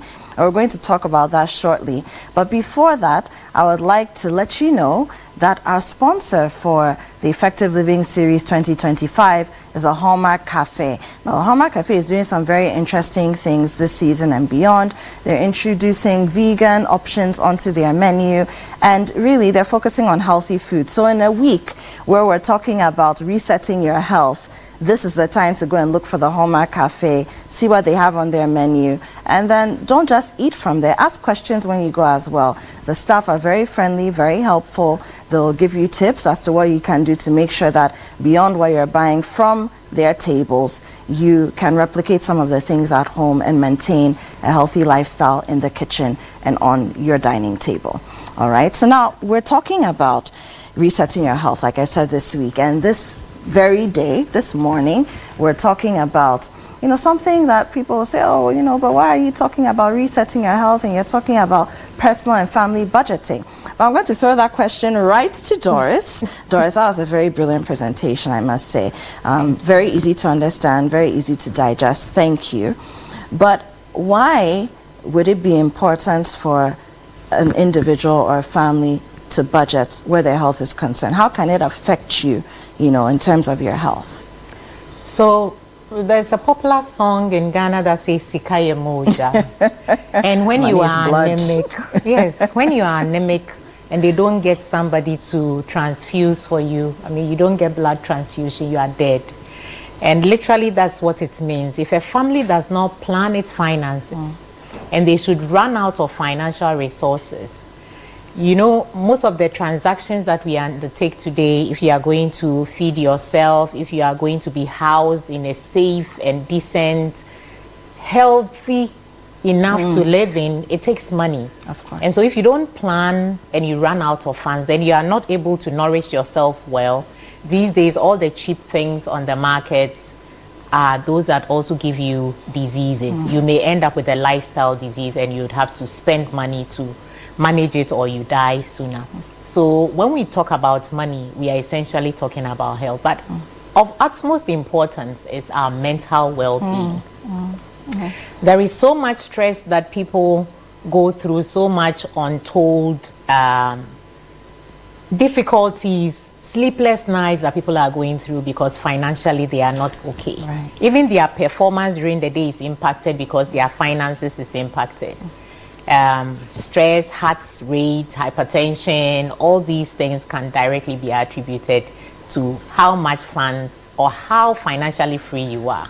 So essentially, you can't talk about finances without talking about health. Now, I had on one of our departmental meetings, programs departmental meetings a few weeks ago, I asked, you know, the team, how are you doing? And a number of people said, we are financially sick. So, no, but you're very right. Yeah. If you don't know where your next meal is coming from, you don't know how you're going to pay your rent, it expires in the next month, you'll have sleepless nights, and that affects you. Affects you. But Doris, you mentioned a number of very interesting things, and I want to touch on one of them for the beginning. You know, the components of the budget for the family. I'm even looking at on the screen now. You know, food was one big thing. Like we said, your accommodation. How do you know personally and for your peculiar family what should go into your budget? It's up to you to decide. The catch here is what you want to achieve for your vision. So that's why we started from the financial planning through the vision. If I want to send my children to Ivy League universities and I understand how much it costs, I need to build a certain financial muscle to be able to do that. Absolutely. When you break it down, it might mean that every month a certain amount should be invested towards that project. So that begins to feed into my budget. How much of it should be going towards the third part? You know, I mentioned three parts. There's the non-discretionary, which is food and for your upkeep. And then we have the discretionary, which you can choose to spend or not to spend. It's not required, like entertainment, going out to have fun, eating out. And then we have the third part where you are investing and saving towards the future. Okay. So that's a component based on your vision. Okay. If my goal is for us to always eat a certain meal heavy, when you look inside my soup, every kind of meat. Zoo soup, United Nations soup. Thank you. United Nations soup. If that's the kind I want, then I know that the food component of my budget. So it's essentially dependent on your vision for life. Okay. Okay. Yeah. Wonderful. So let's take a quick break. We'll take a message from our sponsors, Hallmark Cafe. When we come back, we continue the conversation.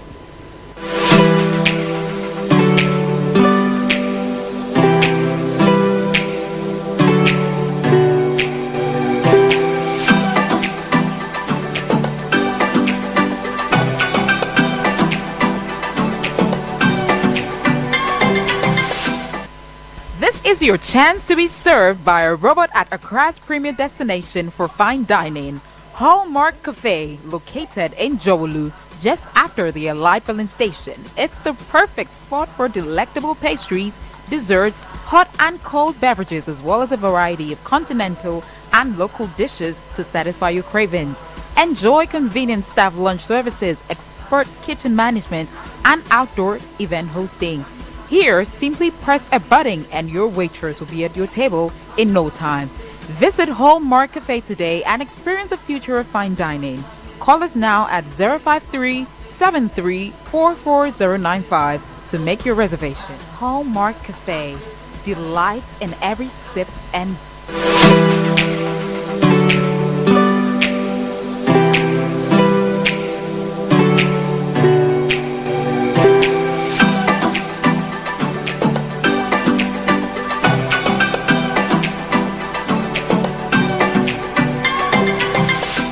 Welcome back. It's still the Effective Living series right here on Channel 1 TV and 97.3 Citi FM. My name is Apioko.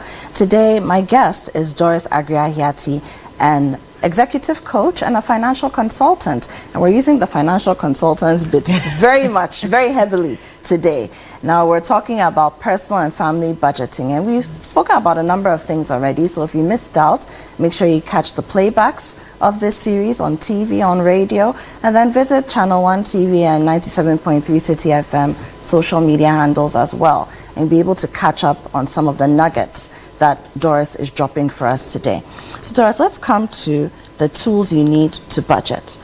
What are some of the things that you need to help you pull this budget together?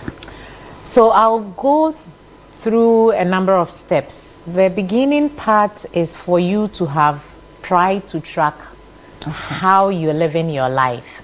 So record keeping is important here. So the budget doesn't come out of a vacuum. No, it doesn't. You need to know what you're spending, what you're making or you're earning, all those things. Yes. Right? So that you can have everything covered. Let's say we have some people that have to spend monthly on medication, or they support somebody to purchase their medication.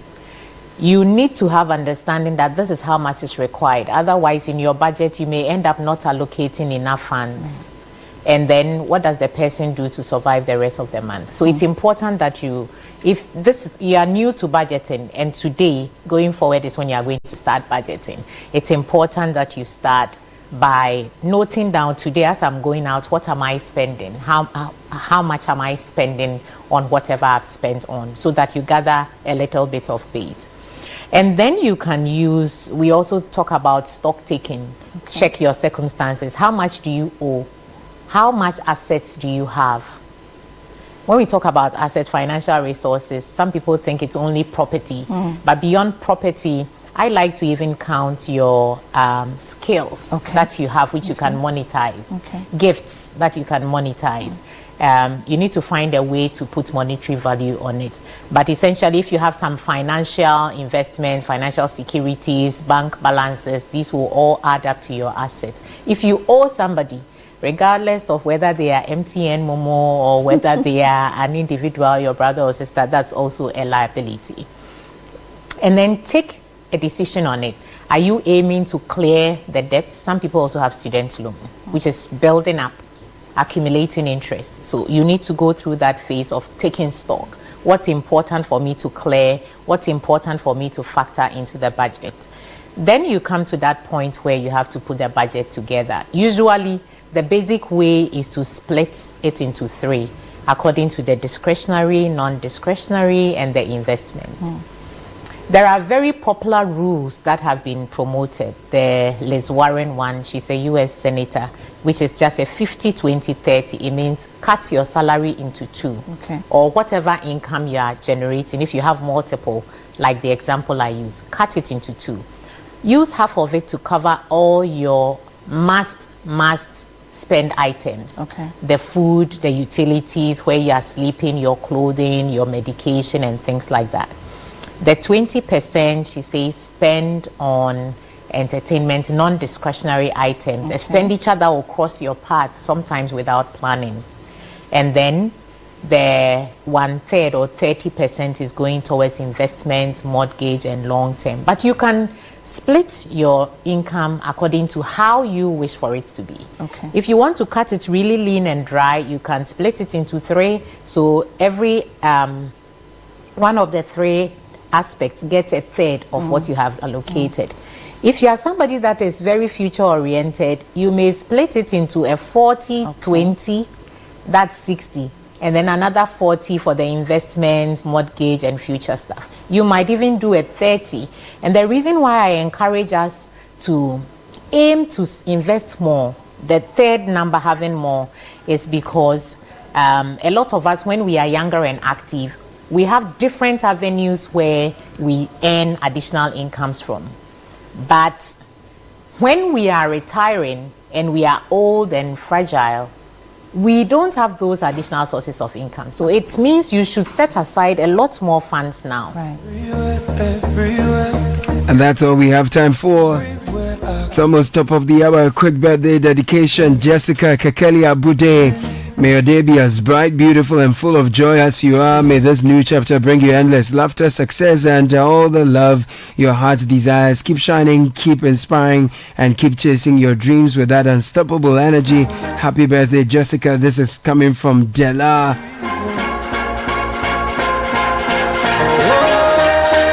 It's time for the news. And Hawa Idrisu Mustafa is here. Good morning, Hawa. Good morning, Caleb. Coming up, President John Dramani Mahama directs appointees to take